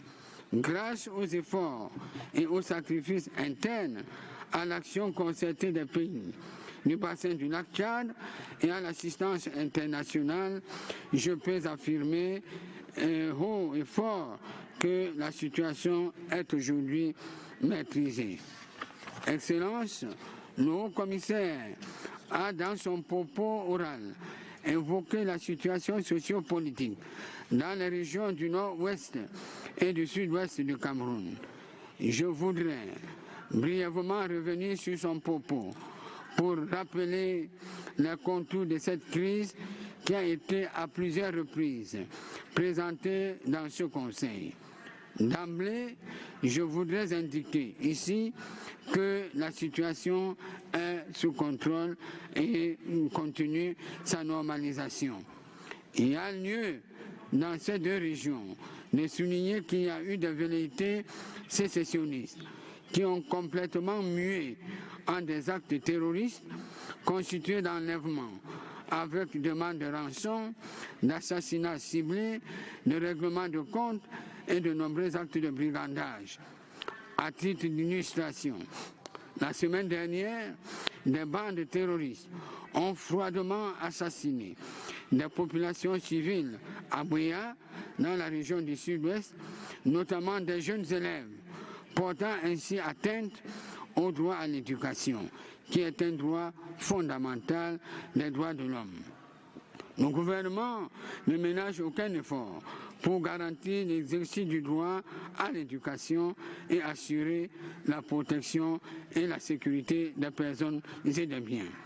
Afin de résoudre durablement cette crise sociopolitique, le président de la République du Cameroun, son Excellence Paul Biya, a initié un grand dialogue national inclusif qui a débouché sur d'importantes mesures ayant pour objectif la restauration de la paix, la reconstruction du tissu économique et social détérioré, ainsi que le renforcement de la politique d'intégration nationale à travers le vivre ensemble harmonieux. Parmi ces mesures, on peut citer entre autres la nouvelle loi sur la décentralisation et l'octroi à ces deux régions d'un statut spécial et d'un statut de zone économique sinistrée. La mise en place d'un place d'assistance humanitaire au bénéfice des réfugiés et déplacés internes. La création d'un comité national de désarmement de démobilisation et de réintégration des terroristes repentis, DDR, l'élaboration du plan présidentiel de reconstruction et de développement de ces régions étendues à la région de l'extrême nord où Boko Haram fait continuellement des incursions en provenance des pays voisins. Je voudrais saisir cette occasion pour exprimer ici la gratitude du Cameroun envers nos partenaires bilatéraux et multilatéraux pour l'assistance dont ils continuent de nous gratifier, non sans apprécier l'action du Haut Commissariat aux droits de l'homme. Toutefois, c'est le lieu pour moi d'exprimer la vive préoccupation du Cameroun vis-à-vis de certains États et pays amis qui tolèrent encore que des auteurs criminels dûment identifiés se livrent impunément depuis leur territoire à des achats d'armes et collectent des fonds pour financer le terrorisme et la violence, tout en encourageant également le développement des discours de haine au Cameroun. À ce stade, je voudrais me réjouir sincèrement de l'option prise par le gouvernement des États-Unis de poursuivre les promoteurs de ces crimes devant les juridictions nationales compétentes. Nous plaidons pour que d'autres pays puissent suivre cet exemple des droits de l'homme. C'est le lieu pour moi de souligner avec force que dans la gestion de cette crise, les forces de défense camerounaises sont restées professionnelles en appliquant les règles humanitaires en vigueur et en la matière, ce en dépit des agressions violentes qu'elles subissent au quotidien. Pour les cas de bavure avérés, les auteurs ont été traduits devant les juridictions compétentes. Monsieur le Président, Excellences, Mesdames et Messieurs, l'agenda de la 54e session est un programme de travail pertinent, portant sur des problématiques qui nous interpellent tous. Soyez rassurés que ma délégation y participera comme à l'accoutumée de manière active et constructive afin que nos délibérations débouchent sur des perspectives heureuses pour le renforcement de la protection et la promotion des droits de l'homme dans le monde. Je vous remercie de votre écoute. Merci à vous, monsieur, pour votre déclaration et pour votre présence parmi nous aujourd'hui. Colleagues, this is the end of this meeting. We will reconvene at 3 p.m. To continue the interactive dialogue on the written update of the Office of the High Commissioner for Human Rights on the situation of human rights in Sri Lanka, followed by the interactive dialogue on the oral update of the Special Rapporteur on the situation of human rights in Afghanistan. So I'm closing the first meeting of the 54th session of the Human Rights Council. I wish you good afternoon and bon appétit.